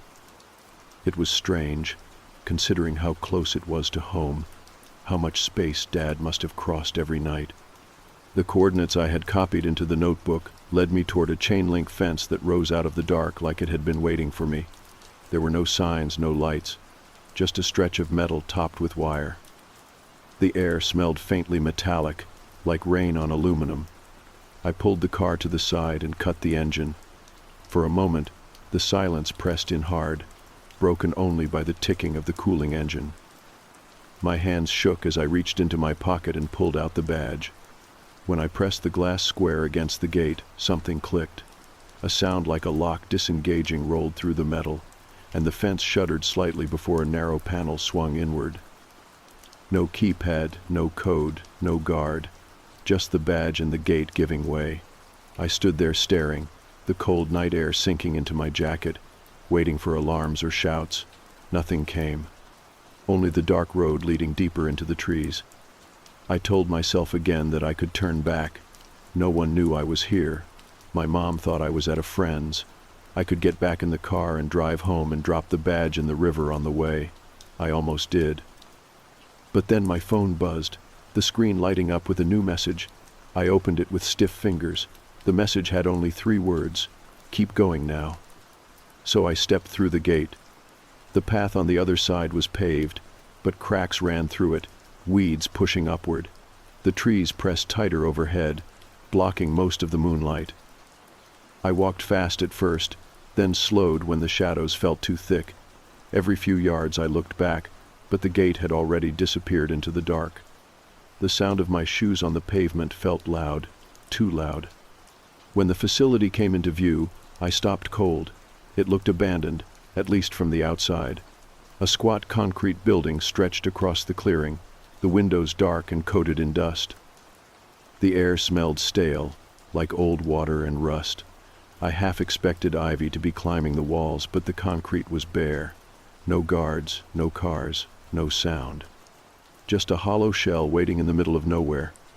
I pushed the door, and it opened with a reluctant groan. Inside, the air was cooler, sharper. The halls were lined with flickering fluorescent lights, some buzzing faintly, others already dead. Dust coated the tiles, but the hum of electricity ran steady through the walls. It felt like walking into a house where someone had just left, though everything looked years forgotten. I moved slowly, one hand brushing the wall for balance.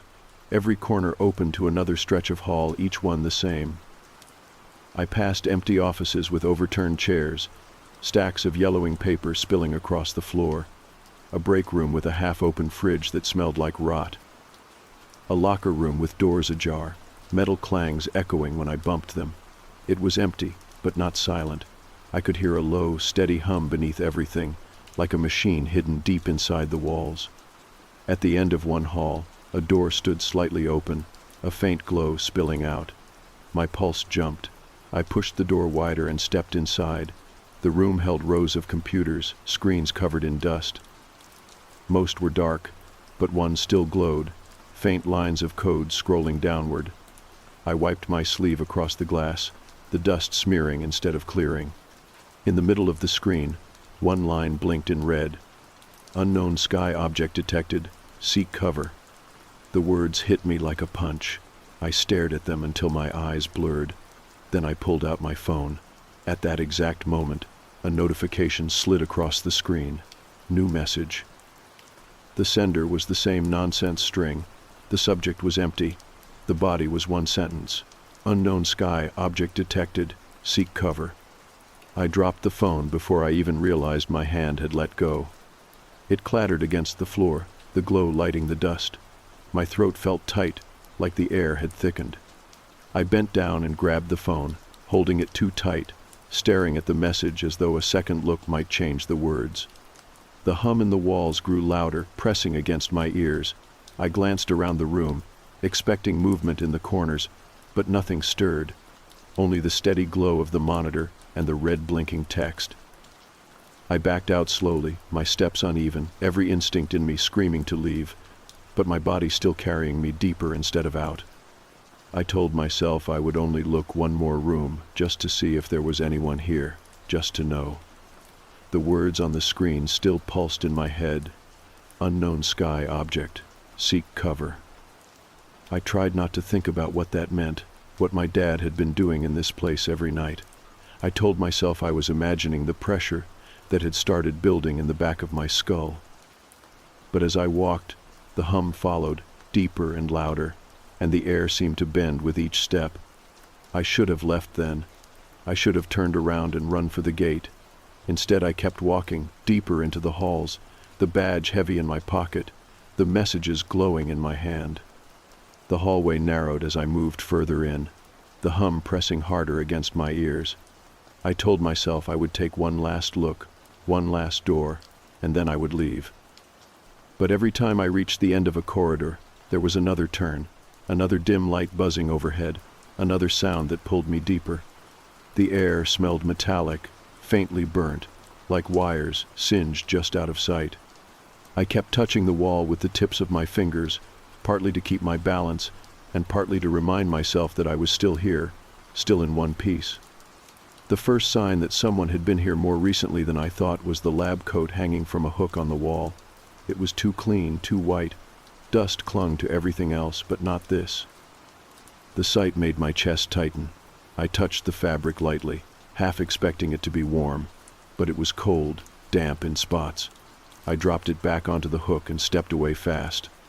A door at the end of the hall was propped open with a rolling chair. I pushed the chair aside and stepped into the room. It was a lab, though most of the counters were bare, as if someone had cleared out in a hurry. A projector hummed in the corner, throwing a grainy feed against the far wall. I froze when I saw it. The video was surveillance footage. The timestamp in the corner ticked forward as men in hazmat suits moved inside the frame. They stood around a glass chamber that dominated the center of the room. At first I thought it was empty. Then I noticed the black haze floating inside. It shifted constantly, never holding shape, like smoke underwater. The men held clipboards, pointing, making notes. One of them leaned closer, his face shield almost touching the glass. I could not hear sound, but I could see the moment it changed him. His shoulders stiffened, his head tilted in a slow, unnatural arc, like someone pulling puppet strings. The other men backed away, waving their arms, shouting silently through the feed. The man's hands rose, trembling, then steadied. His eyes turned white, no pupils, no color, just blank light. His mouth opened and closed, moving too fast, too frantic, no words reaching me. Then it happened fast. He reached to the counter, snatched up a scalpel, and dragged it across his chest. Red spread across his suit, staining the white fabric. He carved shapes into himself, jagged lines, circles, symbols I did not recognize. The other men tried to restrain him, their bodies crashing together in the corner of the feed.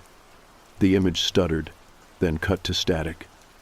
I stumbled backward, my shoulder slamming into the doorframe. My stomach turned over. I pressed my hand against my mouth, fighting the urge to throw up. The projector kept running, flickering, showing nothing now but empty snow. I reached out and shut it off. The silence that followed felt worse than the static. I gripped the edge of a counter to steady myself, my hand brushing across a notebook left open. The pages were filled with diagrams of circles and waves, arrows pointing outward, lines of numbers scrawled so fast they blurred together. At the top of one page was a phrase written in heavy ink. Fragment of cognitive field. Beneath it, underlined 3 times, was another phrase. Do not allow direct contact. The hum in the walls grew louder as I read, like it knew I was looking. I snapped the notebook shut and shoved it back onto the counter. My pulse hammered in my throat.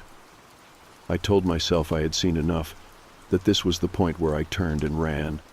I even took a step toward the door. Then a new sound stopped me. It was faint, coming from the speaker in the corner. Not static, not hum, a whisper, threading low, just beneath hearing. I froze, straining to catch it. The sound crawled into my bones, into the hollow spaces of my chest. It was not words exactly, but I understood it all the same. Look up. I slapped my hands over my ears and stumbled out into the hall. The whisper followed me, seeping into the walls. I started walking faster, then running, my shoes slapping against the tiles, my breath sharp in the still air. Every light flickered as I passed, the shadows stretching long and bent across the floor. At the next turn, I nearly collided with a figure standing at the end of the hall. For a moment I thought it was a reflection, some trick of the flickering lights. Then it moved. A man in a lab coat, head tilted too far to one side, arms hanging stiff at his sides. His eyes glowed pale, washed out, no detail in them. When he opened his mouth, the sound that came was a chorus, dozens of voices overlapping, all whispering the same thing. It sees you now. I staggered backward, my heel slipping on the dust. The figure took one step forward, the joints in its legs jerking too sharp, too wrong. I turned and ran the other way. My breath tore at my throat as I pushed through another door and slammed it behind me. The handle rattled almost immediately, but I shoved a filing cabinet in front of it, the scrape of metal loud against the tiles. I leaned against the wall, gasping, my chest aching. The whispers seeped through the door anyway, rising and falling like waves. I pulled the badge from my pocket and held it in front of me, though I had no idea what good it would do. The glass square reflected my pale face back at me, sweat slicking my skin. For a moment I thought I saw something move in the reflection, shapes folding across the ceiling, but when I looked up, the room was empty. On the desk nearby, a monitor blinked with another line of text. I stepped closer, my body moving even though every part of me screamed not to. The words on the screen were simple. Sky anomaly confirmed. Seek cover. Beneath it, another line began to scroll, slower, like someone typing. Do not try to leave. I backed away, clutching the badge tight. My phone buzzed in my pocket. With shaking hands, I pulled it out. Another message had arrived. The sender was the same mess of letters. The body was the same words as the screen. Do not try to leave. I sank into the chair, the legs squealing against the floor, and buried my face in my hands. My dad had walked these same halls every night. He had seen this, maybe worse. He had carried this badge, had held it just like I was now, and he had come home each morning like nothing had happened. He had sat at our kitchen table and asked about my homework while this thing waited for him here. I could feel the pressure in my skull deepening, like something was pushing at the edges of thought itself. My breath came shallow. I told myself over and over I would leave, I would turn back, I would never set foot here again. But outside the door, the whispers had grown clearer, the chorus stretching into new words. You are already seen. And in that moment, I knew that leaving would not be simple anymore. I sat in that chair longer than I should have, my face buried in my hands, the glow of the monitor painting my skin red. My pulse throbbed in my ears, and even though the whispers outside the door had gone quiet, I could not make myself believe they had left. Every creak in the walls, every faint buzz of the failing lights felt like something holding its breath, waiting for me to move first. The badge in my pocket was warm against my leg, almost too warm, as if it had absorbed the hum of the building. I forced myself to stand. The chair scraped loudly across the tile, and I froze again, holding my breath, but nothing came. I edged closer to the monitor and leaned down. The screen had stopped scrolling, leaving just the phrase blinking in the middle. Do not try to leave. I swallowed hard and pressed the button on the side of the monitor, but the glow held steady. It would not shut off. The words kept pulsing like a heartbeat. The pressure in my skull grew sharper as I stepped back. It was not like a normal headache. It was deeper, like something had its hands wrapped around the base of my mind and was squeezing just enough to remind me it was there. I pressed my knuckles against my temples and whispered that I was imagining it, that I was just tired, that the fear was making me sick. But as I said it, a sound threaded through the air, not through my ears, but through the bones of my chest. A whisper without a voice. Look up. I shook my head violently and backed toward the door. The filing cabinet still sat wedged against it, the metal dented where something had slammed from the other side. I put my shoulder against it, shoved hard, and dragged the cabinet away inch by inch. When I pulled the door open, the hallway beyond was empty. The lights flickered overhead, dust drifting lazily through the air. No figures waited, no whispers came. I moved quickly, my steps soft against the tile, turning corners at random just to keep moving. The deeper I went, the more the facility changed. The walls here were lined with thick glass panels, most clouded over from the inside. I tried not to look too closely, but every so often I thought I saw shapes shifting in the fogged glass. Too big, too fluid to be human. I pressed forward, my breath shallow. On a desk in the corner of one hall, scattered papers caught my eye. I stopped long enough to shuffle through them, scanning the cramped handwriting. Words leapt out in frantic ink. Fragment. Signal bleed. Cognitive contamination. The Watcher. My skin prickled as I flipped to another page. A rough sketch filled it, a circle ringed with jagged lines, arrows pointing inward. Beneath it, the phrase was underlined twice. It is not contained. The hum swelled again as I read, louder this time, pressing through my chest like a low earthquake. The pages fluttered in my hands. I shoved them back down and hurried on, but the words stayed with me. The Watcher. A name like that did not belong in a research log. It belonged in something older, something whispered across centuries, something that did not care if it was named or not. The hallway ended in a steel door, slightly ajar. I nudged it open with the badge clutched tight in my hand. The room beyond was large, circular, the ceiling lost in shadows. Desks and monitors lined the walls, most dark, but a few flickering faintly. In the center stood a wide glass chamber, taller than me, cables running from its base into the floor. And inside, floating in the middle, was the same black haze I had seen in the footage. It pulsed faintly, like it was breathing. The surface shifted constantly, stretching into tendrils, folding back into itself. As I stared, my vision blurred at the edges, and the pressure in my head flared so sharp I staggered back a step. The haze stretched toward the glass, thinning until it formed what looked like a hand pressed flat against the inside. My own hand rose without meaning to, mirroring it. My palm hovered inches from the glass before I jerked it back, my breath breaking out ragged. The whispers grew louder, threading through my ribs, through my bones. Not words this time, but sensations. Hunger, vastness, eyes that did not belong to anything on this earth. The longer I stood there, the more I understood without hearing. This was not the thing itself. This was a fragment, a probe, a piece of something larger that stretched far beyond the reach of the planet. The Watcher. The name pulsed through me again, but this time it felt like it came from inside the haze.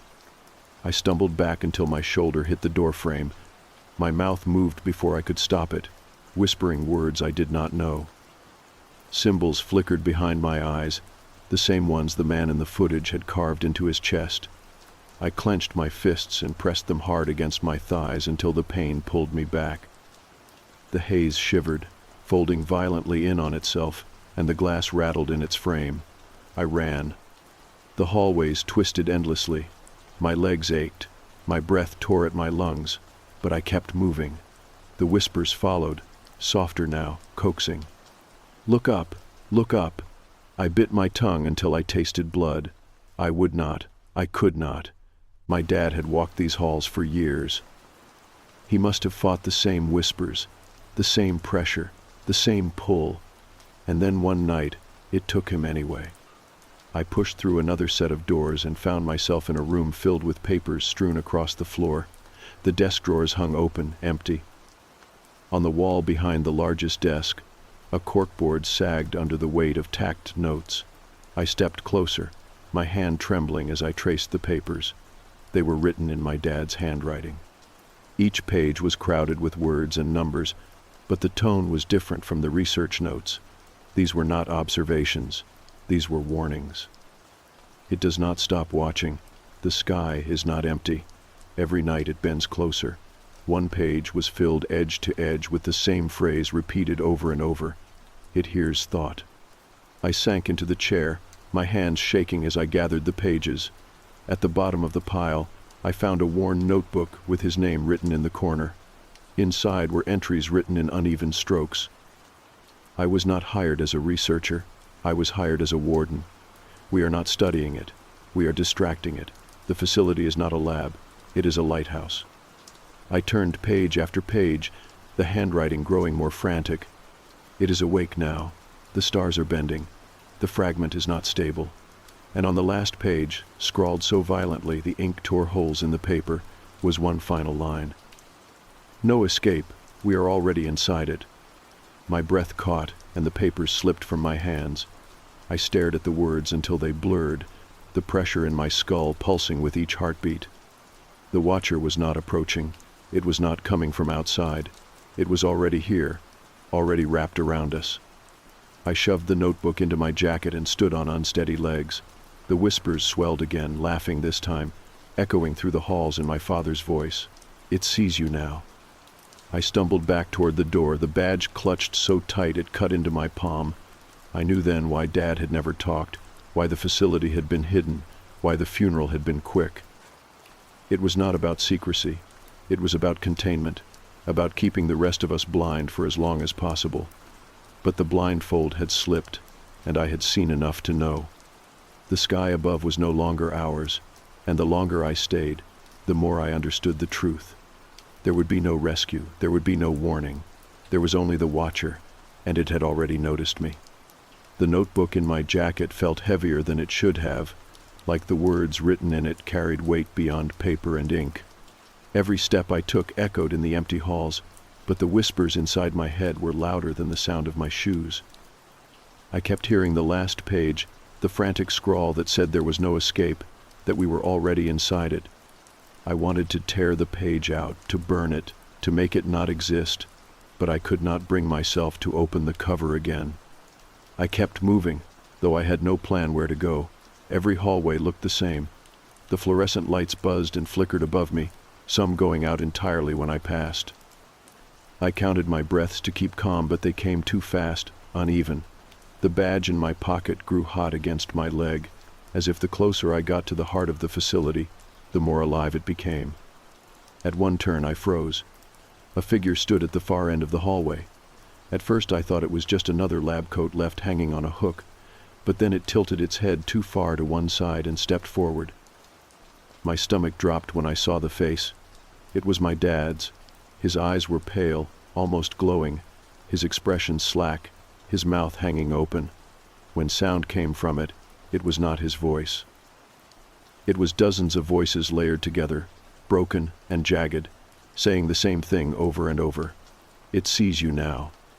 I stumbled back, my hand slamming against the wall. The figure jerked forward in uneven steps, its arms hanging limp until one lifted suddenly, reaching for me. The way it moved was all wrong, as if someone else was pulling its strings. My chest tightened, and I bolted down the nearest hallway. My shoes pounded against the tile, and behind me the voices rose into a chorus that filled every corner. I cut through a doorway and slammed it shut behind me, pressing my weight against it. The whispers bled through the walls anyway, soft and insistent. My chest heaved, my throat burned. The air in the room was colder than the hall, heavy with the smell of dust and metal. I turned slowly and realized I had stumbled into another lab. Papers littered the floor, and a monitor in the corner still glowed faintly. I moved closer, desperate for anything that might tell me what was happening. The screen showed a diagram, rough lines of the earth with circles radiating outward. Notes filled the margins, some typed, others scrawled in frantic handwriting. The words blurred, but one phrase repeated again and again. Cognitive contamination confirmed. Do not attempt communication. I read the lines until they blurred into the glow of the monitor, my mind sinking into the rhythm of them. A crash from the hallway snapped me back. The door rattled behind me and I shoved a desk in front of it, the legs screeching across the floor. The voices swelled, my dad's face flashing in my mind. My hands shook so badly I could barely keep hold of the badge. I pressed it against the desk, as if the glass square could protect me, but it only reflected my pale face back at me. I scanned the lab, desperate for another way out. A second door stood at the far side, slightly ajar. I sprinted to it and shoved it open, spilling into another hallway.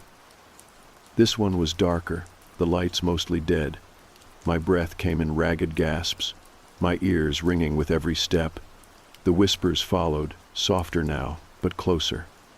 At the end of the hall, I found a stairwell. The metal railing was cold under my hand as I pulled myself upward, my legs trembling. Each step creaked under my weight. The walls here were lined with peeling paint, faint stains trailing downward, as if something had leaked from above.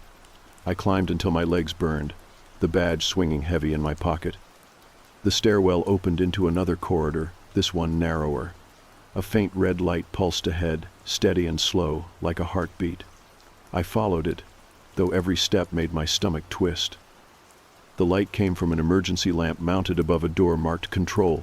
I pushed it open and stepped inside. The room was wide, lined with panels of buttons and switches, most of them dead.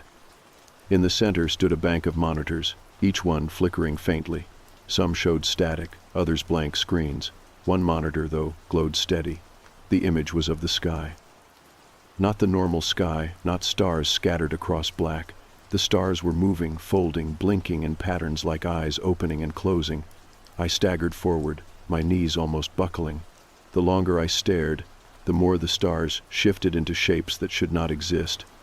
Vast outlines of something pressing against the atmosphere, rippling across the horizon. The Watcher. The word burned through my skull without sound, the same way the whispers had. My hands shook so badly I grabbed the edge of the console to steady myself. The monitors around me flickered, one by one, until more of them showed the same sky, the same wrong stars. A low hum rolled through the room, vibrating in the floor. My phone buzzed in my pocket, and with numb fingers I pulled it out. A new message lit the screen. World event detected. Do not look up. Do not pray. It hears you. The words made my throat close. The idea of even thinking, of even forming a prayer in my head, felt suddenly dangerous. I shoved the phone back into my pocket, pressing both hands over my ears, as if that would keep the thoughts from leaking out. The hum rose higher, sharper, until it was almost unbearable. I stumbled back toward the door, but before I reached it, the monitors went dark all at once. The hum cut out, leaving the silence jagged and raw. My breath sounded too loud in the emptiness. I pressed my back against the wall, the notebook still heavy in my jacket, the badge burning in my pocket. The silence did not last. A voice broke it, low and rasping, coming from the corner of the room. I turned sharply, and in the red glow of the emergency light, I saw a figure step into view. It wore a lab coat, its head bent at an unnatural angle. When it lifted its face, I saw my dad's again, his eyes blank, his mouth moving with words that were not his. The voices overlapped, layered and broken, speaking directly into my bones. You cannot leave. You are already seen. I stumbled backward, my body hitting the console. The badge slipped from my pocket and clattered against the floor. The figure tilted its head, its pale eyes fixed on me, its mouth stretching into something like a smile. I dropped to my knees, grabbed the badge, and clutched it so tight the edges cut into my palm. My breath tore through my chest. The whispers swelled louder than ever, filling every corner of the room. The red light pulsed faster, throwing long shadows across the walls. My dad's face flickered, shifting between his and others I did not recognize, dozens of mouths opening and closing in unison. The phrase repeated again and again. It sees you now, it sees you now, it sees you now. I pressed my back against the wall, holding the badge in front of me like it could push the figure away. My legs trembled, my throat burned, and I realized something sharp and final. The facility had never been about research, never about science. It was a cage, a lighthouse, a thin veil of distraction meant to keep something vast from looking directly at us. And now, because I had come here, because I had opened the gate with the badge, the veil had slipped. And the Watcher had noticed me. The figure in the corner did not move closer. It only stood there in the pulse of the red light, its head twitching at sharp angles, its pale eyes never blinking. The whispers spilling from its mouth did not stop, but they shifted, weaving into new phrases. Some were in my dad's voice, others in mine, and others in voices I did not recognize, but felt in my bones like memories I had never lived. I pressed the badge against my chest, my heartbeat thudding against it, and tried to convince myself I was not already gone. I backed toward the door, my hand fumbling for the handle, but the whispers rose until they filled every part of me. My knees buckled and I dropped hard onto the floor. The badge slipped from my grasp, clattering just out of reach. I crawled toward it, my breath ragged, the pressure in my skull flaring with each second. My fingers brushed the edge of the badge just as the figure jerked forward a single step. Its foot dragged against the floor, slow, deliberate, like it had all the time in the world. When I gripped the badge again, the hum in the air shifted. It felt like a current running through my arm, searing down into my chest. The whispers stuttered, faltering for a moment, and the figure paused mid-step. I staggered to my feet and held the badge out in front of me. The glass square glowed faintly now, a pale light flickering at its center. The figure tilted its head, almost curious, then slowly stepped back into the corner until the shadows swallowed it whole. The whispers bled away, leaving the room sickeningly quiet. I stood there shaking, my breath tearing through my throat, staring at the empty corner. The silence pressed heavy against me. I wanted to believe it was gone, but I knew better. Things like that did not leave. They waited. I clutched the badge tighter and slipped out the door, my legs weak under me. The hall beyond stretched long and dim, the emergency lights flickering faintly. I moved fast, afraid that if I stopped even once, I would never move again. Each turn took me deeper into parts of the facility I had not seen before. The walls here were cracked, the tiles broken in places. The hum was constant now, lower than before, like the steady pulse of something alive. I found another stairwell and climbed, each step heavier than the last. My legs shook, but I forced myself upward, gripping the rail so hard my knuckles ached. At the top of the stairs was a door marked "Restricted." The badge in my hand buzzed faintly, the glow at its center brighter than before. I pressed it against the panel, and the door clicked open. The room beyond was massive, wider than anything I had seen yet. Consoles lined the walls, some shattered, others humming faintly. Screens hung from the ceiling, many cracked but a few still flickering. In the center of the room stood a raised platform with a wide glass dome above it. I stepped closer, my throat tight. The dome revealed the sky beyond, but not the sky I had known my entire life. There were too many stars, shifting, folding, blinking in strange patterns. They did not feel like stars at all. They felt like eyes, countless eyes staring down. The pressure in my skull sharpened so suddenly that I nearly collapsed. I pressed both hands over my face, but the image of the sky burned behind my eyelids anyway. My dad's voice filled my head, though I knew it was not truly him. "It hears thought. It hears you now." The words came in rhythm with the stars blinking above, as if they were answering each other. I stumbled backward, clutching the badge, whispering that I would not look, that I would not give it more than it already had. But the whispers wrapped tighter around me, coaxing, patient. On a nearby console, a notebook lay open, pages scattered by a draft I could not feel. I grabbed it with shaking hands and flipped through the entries. They were in my dad's handwriting again, the ink smeared in places where his hand must have pressed too hard. One page stopped me cold. "We are not studying it, we are feeding it. Every calculation, every scan, every look is another offering. The more we see, the more it sees." The next page was worse. "Containment has failed. The fragment is no longer inside the chamber. It is inside us. If you are reading this, you are already part of it." My knees went weak, and I sank against the console, the notebook slipping from my fingers. The badge in my hand glowed brighter, pulsing with my heartbeat.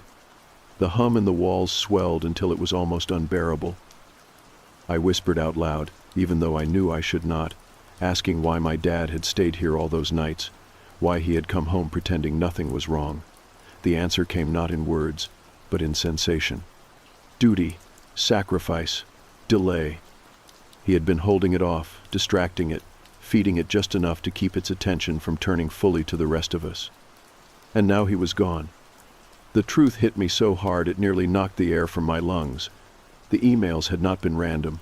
They had been meant for me. My dad had left the badge, the notebook, the coordinates, because he knew someone would have to take his place. The facility was not abandoned, it was waiting, and I had walked straight into it. I wanted to scream.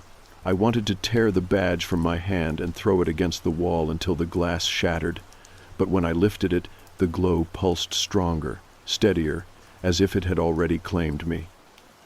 The whispers in my head softened, coaxing now instead of demanding.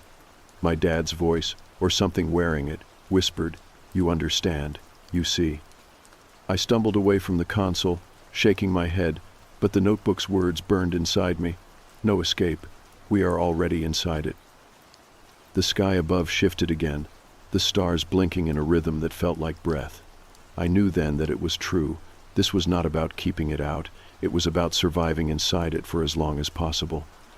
I clutched the badge to my chest and whispered one promise to myself. I would not look any further. I would not give it more than it already had. If this was what my dad had been protecting, then I would find a way to protect it too. My legs shook as I turned from the dome and staggered back into the hall. The whispers followed, quieter now, almost approving. The glow of the badge lit the way forward, steady and sure, as though it knew the path better than I did. For the first time that night, I realized I might not be leaving this place at all. And maybe I was never meant to. I walked back down the long corridor with the badge pulsing faintly in my hand, the glow steady now instead of flickering. Every step felt heavier, but not with fear anymore. It was a different kind of weight, one I had no name for. The whispers had settled into a low murmur, not loud enough to overwhelm me, but always there, like the faint ringing in your ears after a loud concert. They were patient. They were not going anywhere. I passed the rooms I had stumbled through before, the overturned desks, the broken monitors, the streaks of dust on the floors. They did not frighten me anymore. They looked like remnants of a storm that had already passed. I understood now that no one had escaped the storm. Not my dad, not the men in the footage, not the neighbors who had probably stared at the same sky without knowing it. The difference was only in how long they held out before the truth pressed down too hard. In the stairwell, I sat on the step for a long time, catching my breath. The air was cold, sharp in my lungs. I thought about leaving. I thought about the road winding back through the trees, the empty gate swinging open where I had slipped inside. I thought about walking into my house again, into the quiet kitchen where my mom sat with her tea, waiting for answers that would never fit into words. For a moment, the picture of it was so clear that I felt myself standing in it. Then the whispers grew louder, not angry, just reminding me. There was no leaving, not in the way I imagined. I pulled the notebook from my jacket and opened it again, even though part of me did not want to see the words anymore. The ink had bled on some pages, dark smudges where my dad's hand must have trembled. The entries all circled the same truth. This was not research. This was not discovery. It was a distraction, a way of holding back something too vast to fight. He had known the end was written long before it arrived. His job was not to stop it. His job was to buy time for the rest of us to live in ignorance. The badge in my hand pulsed again, and I thought about the messages on my phone. Bring what you found. Keep going now. Do not look up. I realized those words had not been sent by someone trying to lure me into danger. They had been left by him, or by whatever piece of him still lingered in the walls of this place. He had passed the task on, whether he wanted to or not. I rose slowly and climbed the last steps back into the control room. The dome above still revealed the sky, the endless spread of wrong stars folding and blinking. I did not look directly at them this time. I kept my eyes on the floor, on the consoles, on the glow of the badge. I set the notebook down on the desk where the others had left their notes, pressing my hand against the cover as if to anchor it there. Then I lowered myself into the chair in front of the monitors. The screens flickered awake as if they had been waiting. Lines of code scrolled across them, numbers I did not understand, shapes that made my stomach twist when I tried to follow them. The whispers swelled softly, steady, and rhythmic. They no longer urged me to look, they only wanted me to stay. I thought about my dad driving out here every night, parking his car by the gate, carrying the badge into these halls. I thought about him sitting in this same chair, watching these same screens, pretending at home that he was just tired from work. He had carried this burden for years without telling anyone. And when it became too much, it had taken him. His silence had been his shield, the only way to keep us from seeing what he saw. I pressed the badge against the reader on the console. The glow flared, and the hum of the facility rose in answer. The lights steadied above me. The dome overhead dimmed, the stars fading into shadows until only darkness remained. For the first time since I had entered, the pressure in my head eased slightly. The whispers quieted into something almost like breath, slow and steady. I sat there for what could have been minutes or hours. The truth of it all settled into me, not as fear anymore, but as a kind of grim understanding. My dad had not failed. He had done his job for as long as he could. Now it was my turn. The Watcher was not going away. The world was not going back to the way it had been. But the task was not to win. It was to delay. To keep its gaze just distracted enough that the rest of the world could go on pretending the sky was still safe. I leaned back in the chair, the badge warm in my palm, the hum steady in the walls.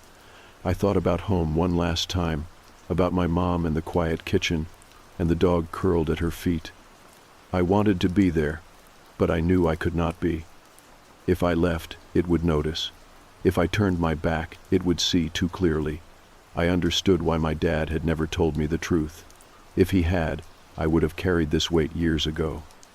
The whispers curled around me gently now, no longer pressing, no longer demanding. They felt almost content, like a predator that had eaten just enough to rest. I knew the hunger would come again, that it would never be full, but I also knew I could hold it off, at least for a while. Long enough for the rest of the world to wake and work and argue about bills and weather and groceries, without knowing what bent above them. I closed the notebook for good and slid it aside. The hum deepened, the lights steadied, and the facility seemed to breathe with me. I had become part of it without meaning to. My dad had been right. There was no escape, but there was a way to endure. When I finally let my eyes close, the whispers did not fight me. They wrapped me in silence. The last thought I held on to was simple. My dad had passed the task on, and now I understood it. The world would never know what he had kept from them, what I would keep from them now, and maybe that was mercy. The sky above would never be safe again, but as long as I stayed here, as long as I kept the Watcher distracted, it would not devour us fully. That was the ending my dad had given me, and it was the only ending that mattered.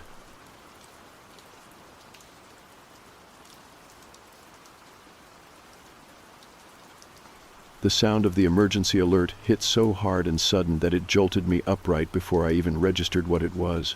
My phone buzzed across the nightstand, rattling against the wood like it was trying to escape. The tone filled my room, sharp and electric, and for a moment I thought it was just one of those weather warnings, maybe a tornado or a flood. My hand fumbled over the screen trying to silence it, but then I froze when I saw the words. The screen was glowing a deep red, the kind of red that made the letters almost painful to look at. It said, "Unknown sky phenomenon detected. Shelter indoors. Do not look up under any circumstances." I sat there in the glow of it, my chest rising too fast, my thoughts scrambling to catch up. The first thing that hit me was how absurd it sounded. Do not look up. That is not how warnings are usually written. They talk about safety kits, about avoiding windows, about staying tuned for updates. This one was short, sharp, and repeated the same command 3 times. Do not look up. My first instinct was to laugh because it sounded like something from a movie, but then the sound outside my window cut that laugh short. Car alarms, 3 of them, going off at once, shrill and panicked. Then a dog started howling. I recognized the sound immediately, my own dog Rusty, the old retriever who usually slept so hard he barely stirred, even when people knocked on the door. He had wedged himself under my bed, his claws scraping against the wood floor as he shoved deeper into the shadows. His body trembled so hard that I felt it vibrating through the mattress. My stomach dropped. Rusty had never acted like that in his life. I got out of bed and padded barefoot into the hallway. The house smelled faintly of the coffee pot my parents had left unwashed in the sink. The light above the stove was on, casting a dim yellow glow into the kitchen where I found them already awake. My mom had both hands pressed flat on the counter, staring down at her phone with her lips pressed tight. My dad paced in a small circle, muttering something under his breath. When he looked up at me, his face was pale in a way I had not seen before. He asked if I got the alert too, and I nodded, holding up my screen. We all stood there in the kitchen, the three of us in pajamas, trying to decide if we were supposed to laugh it off or take it seriously. The house hummed with the refrigerator and the occasional creak of the old wood, but beyond that, the silence outside was heavy. My mom whispered that maybe it was some sort of hacker prank, but the way her voice shook told me she did not believe it. My dad said the system would not broadcast something like that by mistake, not with the official tone. He kept pacing, his steps soft on the linoleum. I glanced toward the window above the sink, where the blinds were half drawn. The glass reflected our faces faintly, but beyond that reflection I could see only darkness. My chest tightened, with the sudden urge to lift the blinds higher and look out, to see what the warning was about.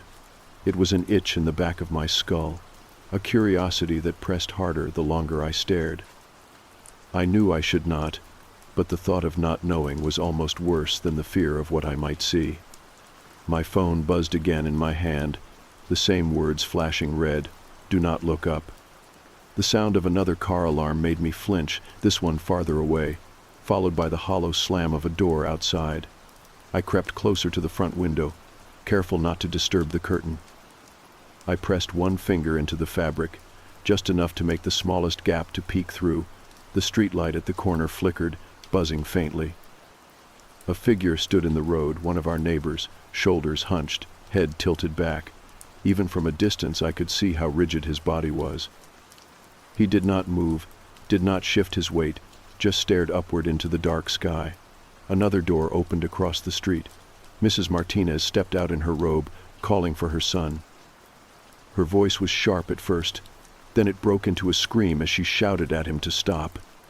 But the boy was already in the yard, pointing upward, mouth open. His body looked slack, his arm trembling as it stretched toward something I could not see. I pulled the curtain shut quickly and stumbled backward.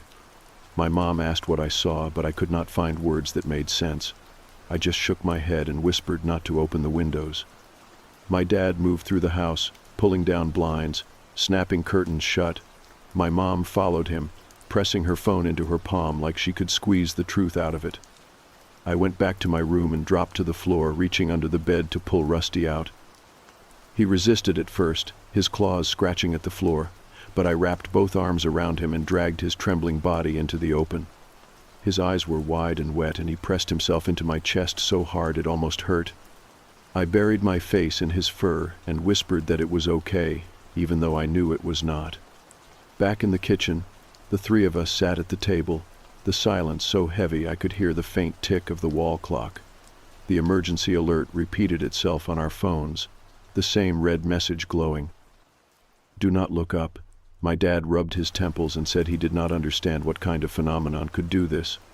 My mom shook her head and whispered that she did not want to know. She asked if we should go down into the basement, and my dad said no, that we should stay where we could hear if anything changed. I kept picturing the boy across the street, his face tilted to the sky, his body frozen. I wondered what he saw, what was so powerful it could lock him in place. The thought made my throat tighten and my palms sweat.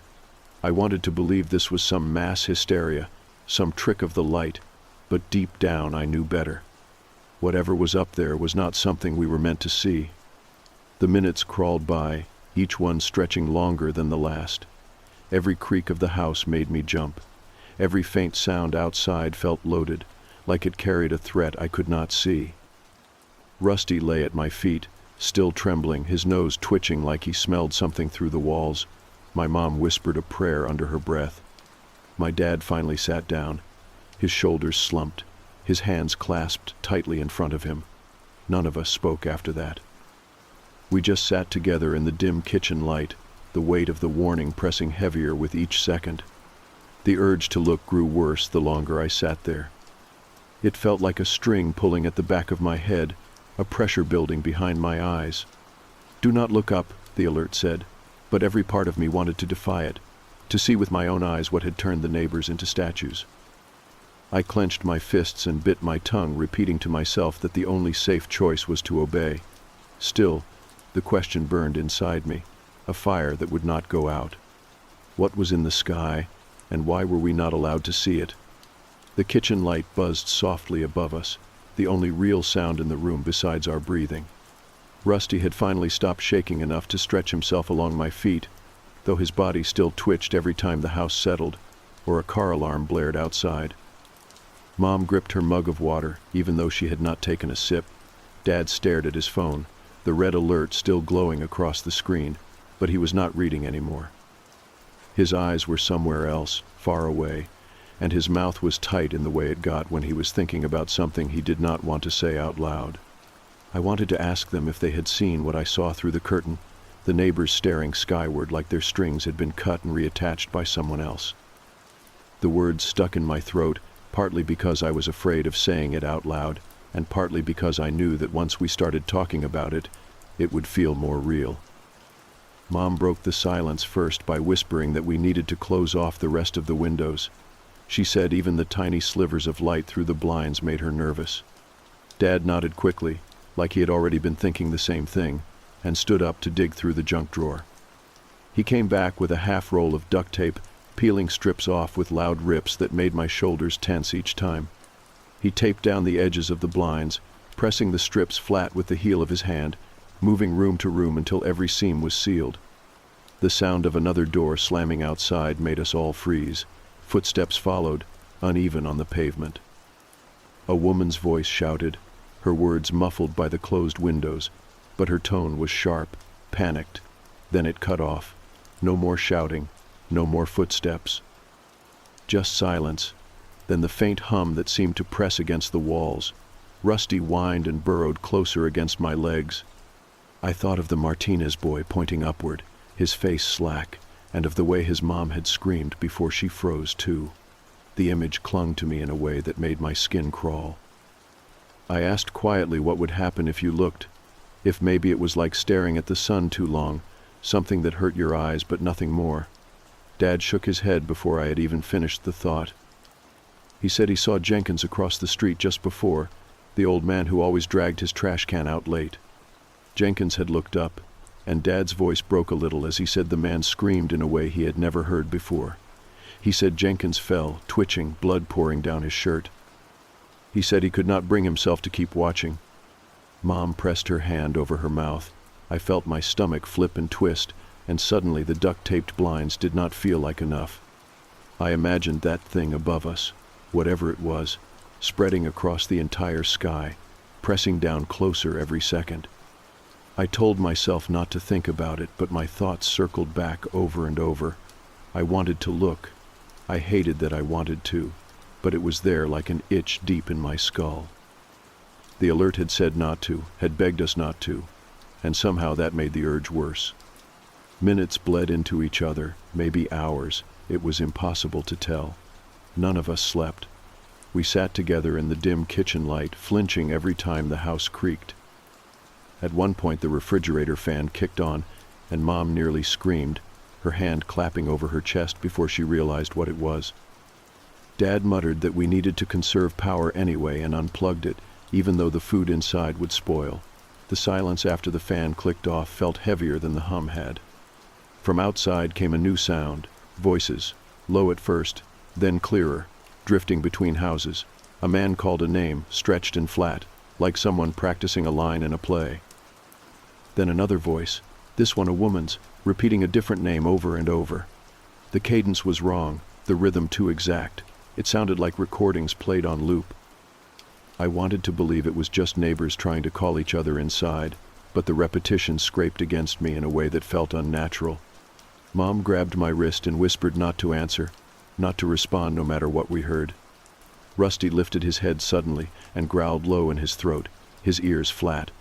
A knock followed, sharp against the front door, 3 times.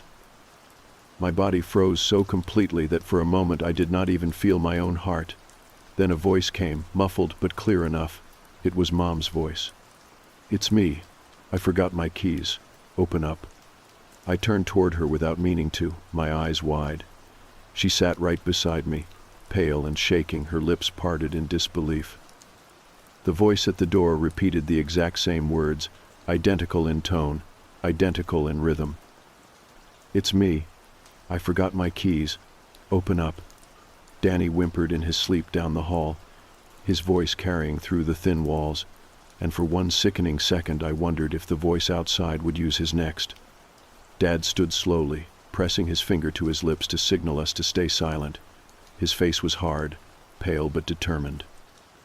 The knock came again, the same 3 raps, followed by the same phrase, unchanged. He waited, every muscle in his body tight, until the silence returned.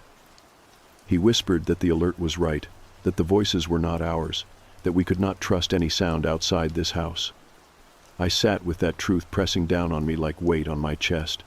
The neighbors were still out there, frozen, staring upward. The voices that called now were not theirs, not anymore. Something else had taken them, or replaced them, or was using them like masks. The idea made my stomach twist until I felt like I might throw up. The duct-taped blinds fluttered slightly as if a breeze had pressed against them, though the air in the house was still and stale. I could not stop staring at them, afraid that any second a shadow would pass by, some shape pressed too close. The urge to peel back the tape, even just an inch, gnawed at me. My palms sweated, and I clenched them into fists until my nails dug into my skin. We stayed in that kitchen until the walls felt like they were closing in. Rusty shifted constantly at my feet, whining in small bursts, his nose twitching toward the windows. Mom whispered prayers again, this time louder, her voice trembling. Dad sat stiff in the chair across from me, his eyes locked on the front door as though daring it to open.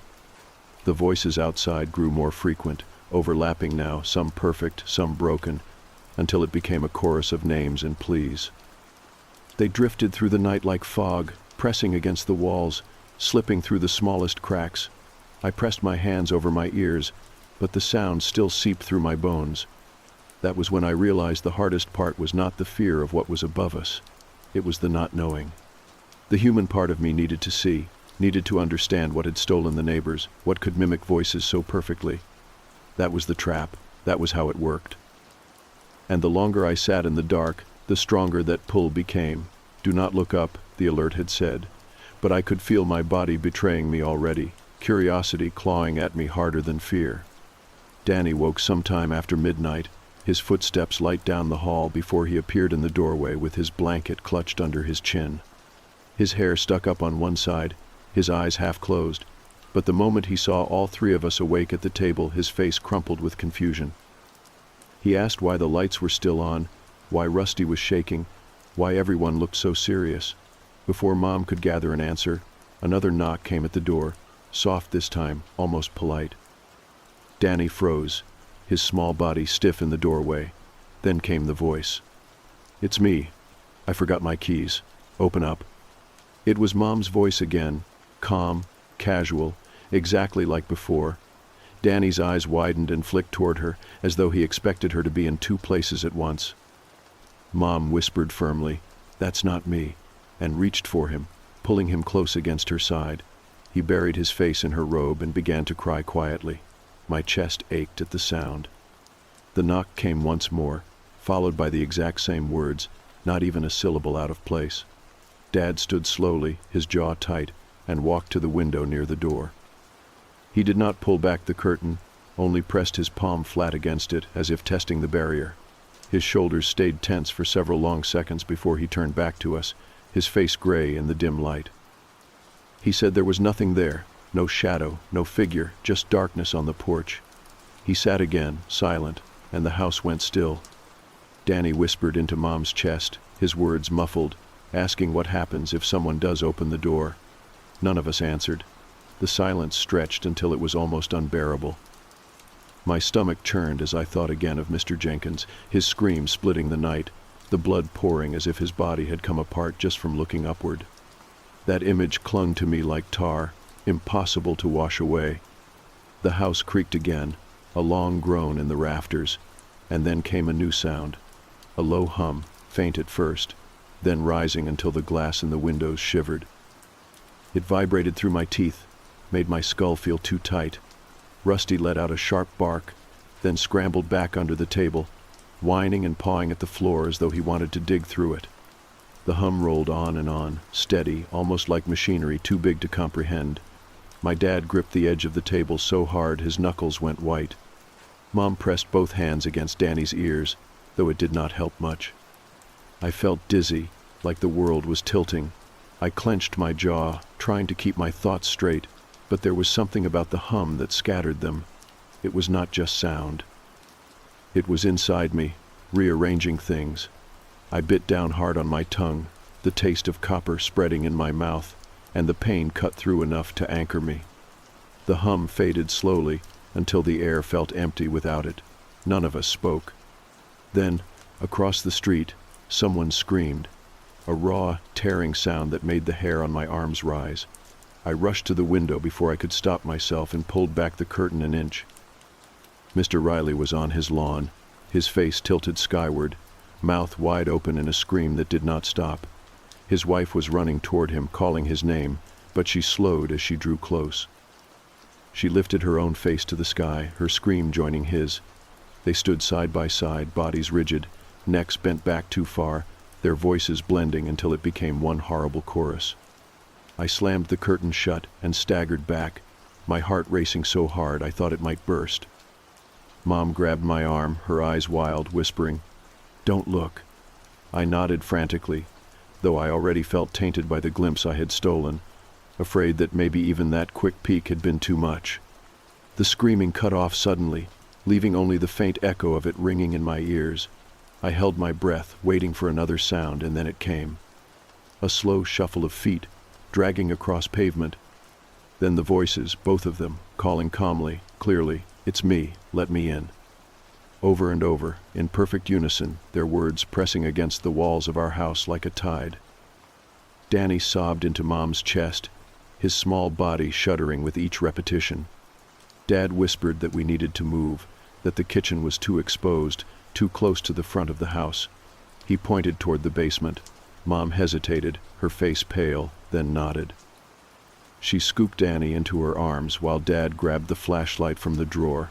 I took Rusty's collar and coaxed him toward the stairs, though his body resisted, his claws scraping against the floor in protest. The basement smelled of damp stone and cardboard.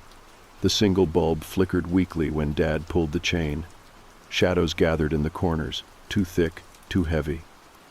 Mom set Danny down on an old blanket in the corner, and I sat beside him, pulling Rusty close against my side. The dog's breathing was shallow and fast, his ribs pressing hard into my arm. Dad stacked boxes against the door at the top of the stairs, the cardboard bending under his weight. For a few minutes, there was only the sound of our breathing. Then the voices followed us, muffled at first, drifting through the floorboards, then clearer, pressing down through the wood. They used every name we knew. They called mine, then Mom's, then Dad's, then Danny's. Each repetition was too exact, too steady, like recordings played back on loop. I pressed my hands over my ears, but the sound seeped through, vibrating in my chest. Danny whimpered, and Mom pulled him close, whispering to him even though her own face had gone blank with terror. The bulb flickered again, and I thought of the sky above us, whatever shape it held, bending down closer. The urge to look grew unbearable, stronger now than before. I clenched my fists and rocked slightly, whispering to myself that the only way to survive was to resist. "Do not look up, do not look up," over and over until the words blurred into nothing. The voices outside shifted again, louder, more insistent. They laughed, they begged, they screamed, all using the tones of people we knew. At one point, I swore I heard my own voice speaking in full sentences, telling the others that I wanted to be let in, that I was freezing, that I was hungry. My stomach lurched, because I was hungry, I was cold, and hearing those truths thrown back at me was worse than any scream. Mom whispered sharply, "It's not you. It's not us. Do not believe it." Her voice cracked on the last word. Dad sat rigid on the floor, staring at the ceiling, his jaw tight, his fists clenched. Rusty whimpered again, his eyes darting toward the basement windows, as though he could see something pressing close. The hours stretched longer, the bulb dimming, the air growing colder. I tried to measure time by the rhythm of the voices, but they changed too often, shifting patterns, breaking loops, starting new ones.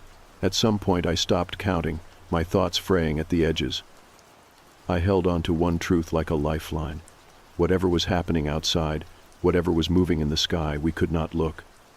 Not even once. Because once you looked, you were no longer yourself. The bulb above us flickered so often that I started counting the seconds between each pulse of light, telling myself it would keep me calm. It never did. The shadows in the corners of the basement swelled with every blink of darkness, stretching long across the concrete until I swore I saw them shift even when the light returned. Danny curled deeper under the blanket, his knees drawn up to his chest, his thumb tucked against his lips like he used to do when he was little. Rusty refused to leave his side, his head resting heavy across Danny's legs, his eyes never once closing. The voices above us had stopped for a while. That silence should have been a relief, but it wasn't. It felt worse somehow, like they were holding back on purpose, letting us breathe just enough to lower our guard. Mom leaned against the wall with her arms wrapped tight around her knees, her lips moving silently as if she was reciting a prayer to herself. Dad paced back and forth across the basement floor, the sound of his socks whispering against the cement. Each step looked heavier than the last, his shoulders hunched, his jaw tight, like the walls were pressing in on him. When the silence broke, it wasn't with a knock or a voice. It was with the hum again, that low, rolling vibration that started in the bones of the house and moved into us. My teeth rattled against each other and my eyes watered from the pressure of it. It felt alive, like it was adjusting itself to the rhythm of our breathing. Danny clamped his hands over his ears and whimpered, but the sound burrowed right through him. Mom crawled across the floor and wrapped him in her arms, rocking him against her chest. I pressed both palms against the side of my head and whispered that it was not real, that it could not hurt us, even as my skull buzzed with it. When it finally stopped, the silence afterward was jagged, too sharp, like glass in the air. Then came a new sound, one that made my stomach turn cold, a scrape against the basement window. Slow and deliberate, like someone dragging a nail across the glass. Rusty's head shot up, a low growl rumbling in his throat, his eyes locked on the tiny pane near the ceiling. The scrape repeated, back and forth, steady and patient. Then a shadow slid across the glass, too large for the space, blotting out the dim gray glow of the fog outside. I pressed myself against the wall, holding my breath, waiting. The shadow lingered, then slowly tilted as if leaning closer. The scrape grew louder, nails or claws pressing harder now. Then, without warning, the glass flexed inward, just slightly, as though something had pressed its weight against it. Mom gasped and clapped her hand over her mouth. Dad lunged forward, snatching up an old broom from the corner, and held it tight like a weapon. The shadow slid away at last, the scrape fading into silence. We stayed frozen long after it left, listening to our own shallow breathing. Finally, Dad lowered the broom, his knuckles still white around the handle. He whispered that the tape on the blinds upstairs wasn't enough, that they were testing the weak spots now. The thought made my chest ache with a hollow kind of dread. Minutes dragged, maybe longer. Then, from directly above us, came footsteps. Not the heavy march we had heard before, but slow and careful, as though someone was tiptoeing through the house. The boards groaned under the weight. The steps moved from room to room, pausing above us for long stretches. I could picture them standing there, tall and wrong, their heads tilted, listening for us. Rusty's growl deepened, vibrating through Danny's blanket. My dad crouched at the bottom of the stairs, the broom clutched tight, his eyes never leaving the door at the top. Then came the voices again. They started faint, drifting through the floorboards, then grew clearer. This time they weren't fragments. They spoke in full sentences, using our tones perfectly. My own voice called down first. "I am cold. Please let me in. I want to come downstairs." Hearing myself outside of myself was a sickness in my gut. Danny whimpered and shoved his face deeper into Mom's chest. Then Mom's voice came, soft and warm, saying, "It's all right, honey. Open the door, you can trust me." Mom closed her eyes and shook her head, her lips pressed tight together. Dad gripped the broom so hard the wood creaked under his hands. The voices repeated the lines again, word for word, tone for tone. It was too perfect, too steady. If you didn't know better, you would swear it was us. The repetition drummed into my skull until I wanted to scream, just to prove that the real me was here. But I bit my tongue instead, tasting copper again, and stayed quiet. At some point the voices stopped mid-sentence, cut clean as though someone had pulled a plug. The silence that followed was worse than the mimicry. I could feel the pressure of them still there, waiting, crouched just above us. I hugged my knees tighter to my chest and rocked slightly, whispering in my head over and over not to answer, not to believe. The bulb flickered again, then steadied. My dad finally sank back against the wall, his face hollow with exhaustion. Mom stroked Danny's hair, even though his eyes were closed now, though I doubted he was asleep. Rusty shifted, curling tighter against Danny's side, his breathing shallow. I watched them all, one by one, and realized we had already changed. Even if the voices never got in, even if we never looked, we were already unraveling. Hours must have passed, though I could not tell how many. The fog outside never lightened, never shifted. It pressed against the small windows like a living thing. My stomach gnawed with hunger, my throat ached with thirst, and the thought of moving upstairs for food or water felt like suicide. Dad muttered that we should ration what little we had left, his voice flat, resigned. Mom did not answer. When the next knock came, it was not at the front door. It was at the basement door, just a few feet above us. 3 sharp raps, clean and deliberate. Danny woke with a scream, and Rusty barked so loud it hurt my ears. The knock repeated. Then my own voice spoke again, calm and patient. "It's me. Please open the door. I just want to come home." Mom covered her ears and shook her head, her lips moving silently. Dad stood again, the broom shaking in his hands. I sat frozen, my breath trapped in my chest, listening to myself outside the door. The words repeated, identical, over and over. I wanted to claw them out of my head. I wanted to believe that if I just screamed back, it would stop. But the alert echoed in me. The words burned into my brain. Do not respond. Do not look up. We stayed in the basement, silent, pressed together in the cold, while the sound of my own voice called to us from the other side of the door. The knocks at the basement door lasted longer this time.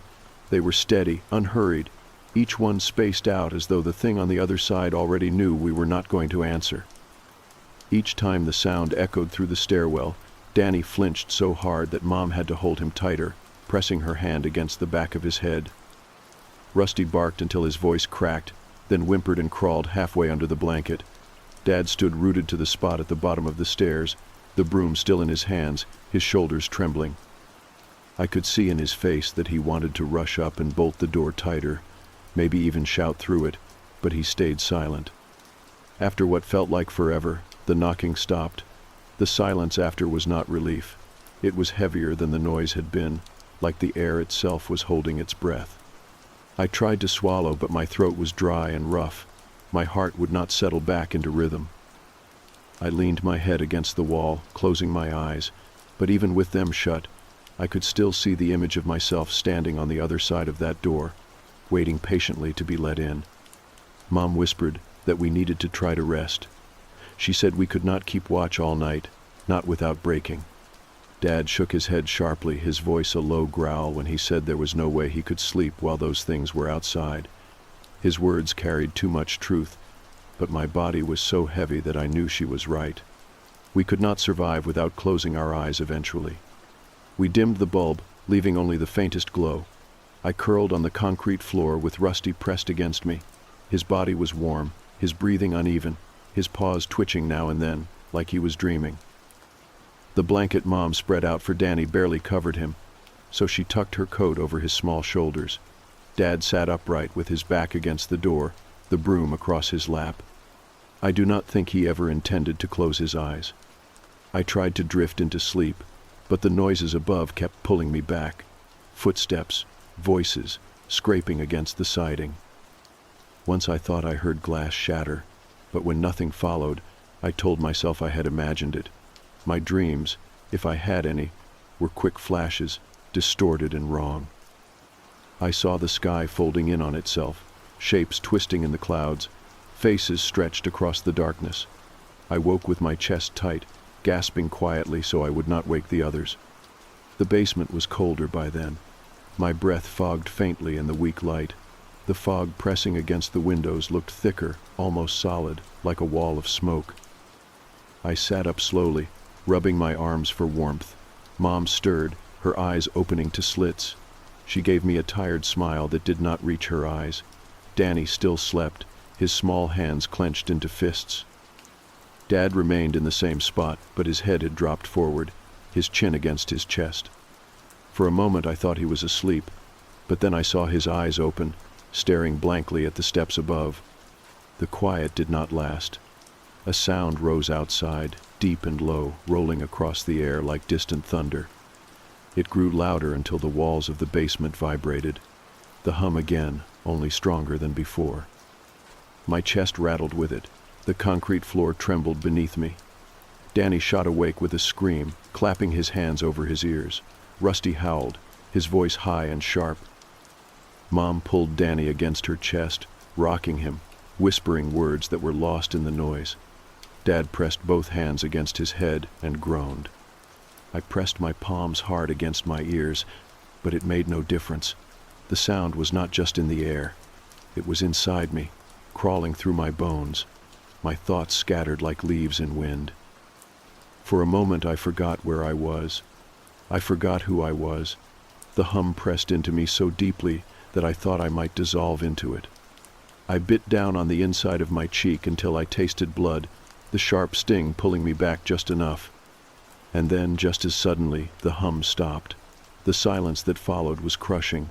My ears rang, my head pounded, but the absence of the sound was worse than the sound itself. We sat frozen, waiting, too afraid to move. Danny sobbed quietly, muffled against Mom's chest. The voices came again, not outside this time, but from the stairwell, as though they were sitting just beyond the basement door. My voice came first, calm and steady. "It is safe now. You can come out. The sky is clear."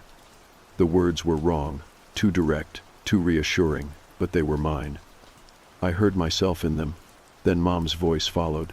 "Bring the children upstairs. Everything is fine now." Her eyes widened in horror at the sound of herself calling down to us. She shook her head violently, her lips forming the words, "Not me." The voices repeated, again and again, in the same tones, the same rhythms. I pressed my hands harder against my ears, rocking slightly, but the sound burrowed through anyway. Danny cried harder, his small body trembling. Rusty growled, his eyes fixed on the door. Dad stood slowly, the broom in his hand shaking. He looked at the door like he wanted to open it, like the weight of hearing his family's voices outside was breaking him. Mom hissed his name sharply, snapping him back, her hand gripping his arm hard. He blinked, his face pale, then sat back down heavily, his chest heaving. The repetition went on until it felt like hours had passed. Then, without warning, it stopped. The silence was jagged again, sharp as broken glass. I could feel something waiting just beyond the door, patient and certain. I hugged my knees tighter and whispered silently to myself not to believe, not to answer. We stayed huddled together in the basement, our bodies pressed close, while the fog thickened against the windows and the house groaned above us. Each sound felt like the beginning of something worse. Each silence felt like the pause before it struck. I could not tell which was harder to endure. When the next knock came, it was soft, almost gentle, like fingertips brushing the wood. A single rap, then silence. My heart stopped in my chest. The rap came again, then a third time, steady and patient. I wanted to scream, to run, to do anything but sit frozen. The knock stopped at last, leaving only the sound of our breathing and the faint buzz of the dying bulb. Mom whispered that the only thing we could do was wait. She said morning would come eventually, that the sun would burn away the fog, but her eyes did not match her words.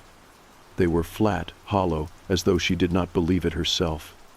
I leaned back against the wall, my body aching, my throat raw, and realized that waiting was all we had. The fog was not leaving, the voices were not leaving, and the thing above us in the sky was still there, unseen but pressing heavier every second. The only question left was how long we could endure before one of us broke.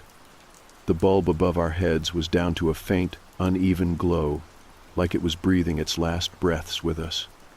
Every time it flickered, Danny whimpered in Mom's arms, and Rusty pressed harder against the blanket as if he could burrow into it and disappear. I sat with my back against the wall, knees to my chest, staring at the basement door. Dad had not moved from his place under the stairs. He kept the broom across his lap like a soldier clutching a weapon, though his arms sagged with exhaustion. None of us had spoken in what felt like hours.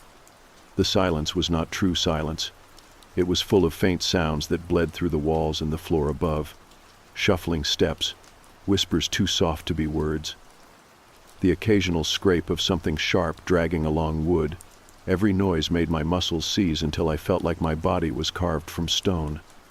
And yet the longer it went on, the more my mind began to blur the edges. I caught myself wondering if some of the sounds were in my head, whether the hum from before had left its imprint inside me. When the voices returned, they came in whispers first, so faint that I thought they were my own thoughts leaking out loud. Then they grew clearer. My name spoken over and over, in my own voice, in Danny's voice, in Mom's voice, each version perfectly distinct, each one demanding my attention. Then the words began to change. It is safe now. Look outside. The sky is beautiful tonight. The calmness in the tone made my stomach twist. Mom shook her head violently, her lips pressed tight. She whispered to Danny that it was not real, that none of it was us, that he was safe. But the strain in her voice made the words brittle. Danny clung tighter to her robe, his small face buried against her chest. Rusty growled low, a sound so deep it made the floor vibrate. The basement door rattled suddenly, the knob twisting back and forth. Dad jumped, pressing his shoulder into the wood. The boxes we had stacked shifted, one collapsing slightly under the pressure. He braced himself, his body rigid, his jaw clenched tight. The knob stopped, then started again, this time more violently, jerking in sharp bursts. I scrambled across the floor and threw my weight against the door beside him. Mom kept whispering fiercely to Danny, covering his ears as he cried. The rattling lasted long enough for my muscles to tremble.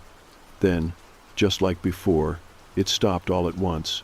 The silence afterward was jagged, cutting deeper than the noise had. I pressed my forehead to the cool wood and tried to breathe evenly. My heartbeat thundered in my ears, each thud too loud, too fast. Dad stayed pressed against the door, his chest heaving. The voices came back almost immediately, louder now, right on the other side. First it was mine again, speaking in that same calm tone. "You can open the door now, it is all right. The sky is clear." Then Mom's voice followed, pleading, "Please, it is me. I need you to trust me." Danny cried harder, shaking his head, repeating, "That is not you. That is not you." Hearing him say it like that made my chest ache so badly, I thought I would break. The repetition continued for what felt like forever. At some point, I stopped hearing words and started hearing only rhythm. The cadence of it drilled into my skull until I could not tell if the voices were outside or inside me. I pressed my hands against my ears and rocked back and forth, whispering to myself not to listen. But the words still slipped through. Then the floor above us groaned, as if something massive had stepped onto it. The ceiling shook with each slow step, dust falling from the rafters. Dad's face went pale as he glanced upward. The steps circled, deliberate, heavy, like whatever was above us was searching for the weakest spot. Then came the hum again, rolling through the house so hard that the bulb swayed on its chain. My teeth rattled, my chest ached, my vision blurred. I bit the inside of my cheek until I tasted blood, trying to hold on. The hum faded slowly, replaced by a new sound. A knock at the basement window, not sharp like before, but slow, steady, like knuckles dragging against glass. Rusty leapt to his feet, barking wildly. I grabbed his collar and pulled him back. Terrified he would crash into the window. A shadow shifted across the pane, blotting out the pale gray of the fog. Too big, too close. It lingered, then moved on, leaving only the faint glow again. By then, the air in the basement felt too heavy, too thin at the same time. I struggled to take each breath. Mom rubbed Danny's back in slow circles, whispering to him even as tears streaked her own face. Dad sank down against the wall beside the door, his head in his hands. I wanted to say something to break the silence, to remind us we were still here, but my throat closed around the words. Time dissolved after that. The bulb flickered again and again until I was sure it would die. The voices kept cycling through, sometimes whispering, sometimes shouting. I heard neighbors' voices, friends from school, even Grandma's, though she had been gone for years. Each one cut into me in its own way. The longer it went on, the harder it became to tell memory from imitation. At one point, I thought I heard birds outside, faint and distant, and I nearly bolted for the window before I caught myself. The voices were learning. They knew how to use what we wanted most against us. I curled tighter against the wall, shaking my head, whispering that I would not fall for it. Not yet. When the next alert came through on Mom's nearly dead phone, the screen glowed so suddenly it made all of us jump. The message was short, blunt, colder than the last. The phenomenon is visual in nature. Cognitive contamination confirmed. Individuals who have looked must not be trusted. Do not respond to them. Do not look up. Mom read it in a whisper, her voice breaking halfway through. Danny's eyes filled with fresh tears. Dad's hands clenched into fists. The words echoed in my head long after the screen went dark. Do not trust those who have looked. That meant the neighbors were gone. Mr. Jenkins, the Martinez boy, the Rileys, all of them. They were not themselves anymore. They were part of it, whatever it was. The voices outside were not voices at all. They were the phenomenon wearing familiar skins, using our own sounds against us. I leaned my head against the wall and closed my eyes, the truth settling into me like lead. We were not waiting for help anymore. We were not even waiting for morning. We were only waiting to see how long we could last before one of us slipped. The alert had confirmed it. Looking up was the end. The basement stayed heavy with silence, the fog pressing harder against the windows. I listened to the faint scrape of something moving above us, and I knew in my chest that the sky itself had changed forever. Morning should have meant safety. That was the thought I clung to as the hours dragged toward it, even though part of me already knew better. The bulb above our heads sputtered with a faint blue glow, weaker now than ever, but it kept us from being swallowed in full darkness. Danny had fallen into a shallow sleep, twitching every few minutes, his hand still tangled in Mom's sleeve.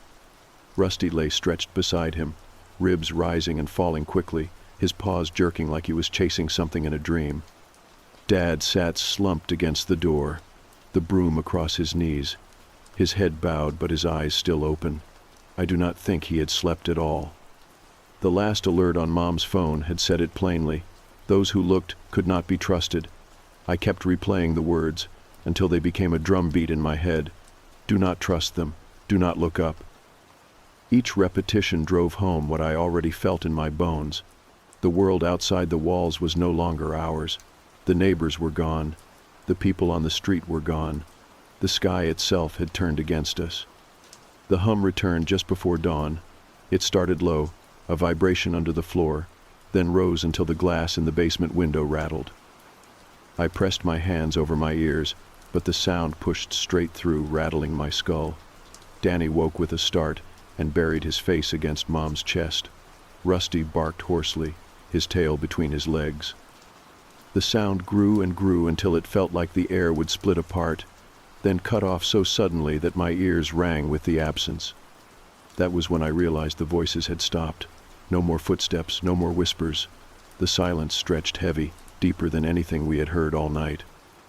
Mom whispered that maybe it was over, her voice cracking like she did not even believe it. Dad looked at me, his eyes hollow, and said nothing. I knew what he was thinking. Things like this do not just end. Still, when the faint light of morning pressed against the fog outside, I stood and walked to the basement window. My hands shook as I pulled the curtain aside just an inch. I wanted to see if the sun was rising, if the sky was clearing, if maybe there was a chance of normal life on the other side of that fog. The gray pressed close against the glass, thicker than smoke, glowing faintly as though it carried its own light. Through it, I saw shapes, dozens of them, maybe more, standing motionless in the street, their necks craned upward, their faces slack, their bodies swaying slightly. They were neighbors once, people I had known my whole life. Now they were statues, locked in some communion with the thing above us. Beyond them, higher in the sky, I caught a glimpse of movement. Not shapes I could name, not clouds, not wings, just vast forms folding in and out of themselves, the night itself bending. My stomach lurched, and I yanked the curtain closed before my eyes could follow too far. I pressed my forehead against the wall and breathed hard, willing the sickness to fade. My dad asked quietly what I saw, and I told him only that the street was full. I did not say what moved above them. Some truths only poisoned if spoken. The hours after dawn stretched strangely. The fog did not burn away. The light that filtered through it was thin, weak, as though the sun had been smothered. We stayed in the basement, rationing the last of the water and the stale crackers. Danny asked again and again if it was safe to go upstairs, and each time Mom whispered, "No, not yet." I wanted to tell him it never would be, but I swallowed the words. He was only a kid. He deserved whatever hope was left. By late morning, the silence outside settled into something final. No knocks, no voices, no shuffling feet. The fog pressed against the glass, unmoving. I realized then that it was not leaving, not waiting. It had already won. The sky did not belong to us anymore. Whatever the phenomenon was, it had remade the world into something we were no longer part of. Dad finally set the broom aside and leaned back, his eyes closed. He looked older in that moment than I had ever seen him, the weight of everything written in the lines of his face. Mom held Danny close, humming softly even though her voice shook. Rusty shifted against the blanket, sighing in his sleep. I sat with my back against the wall, my head tilted upward, staring at the ceiling. I realized I no longer needed to ask what was happening outside. I knew. The alerts had told us the truth from the start. Shelter indoors, do not respond, do not look up. That was survival now. Not fighting, not waiting for rescue, not hoping for the morning. Just obeying, just refusing to let the sky take what was left of us. As the hours passed, I felt something inside me settle. Fear was still there, sharp and heavy, but it had burned down into something quieter. Acceptance, maybe. The world above had changed, and there was no going back. The neighbors would never come inside again. The streets would never be safe again. The sky would never be ours again. But inside this basement, with Mom and Dad and Danny and Rusty pressed close, we still had ourselves. We still had each other. I thought back to the beginning of the night, to the moment the alert first screamed across my phone. I remembered thinking it was a joke, some strange mistake. It was not. It had been the only chance we had to survive. Whoever sent it knew the truth. They had seen what the phenomenon did, how it spread, how it used our curiosity against us. Do not look up. That was the only rule, the only lifeline. And though it felt impossible, though it clawed at every part of me, I knew I could follow it. By afternoon, the weak light filtering through the fog had not changed. I closed my eyes and listened to the soft hum of the bulb, to the slow breathing of my family, to the steady pulse of my own heart. I told myself again and again that we were still here, that we had resisted, that we had not looked. And that was how the story ended, not with rescue, not with clarity, not with victory, just with survival. The world above us was gone, claimed by something vast and unknowable, but we had chosen not to see it. We had chosen to keep our eyes on each other, on the small circle of life that still belonged to us. We would never see a normal sky again, but we would not be part of whatever waited in it either. We would stay here, in the dim light, together, refusing to look up. That was the only ending left, and it was enough.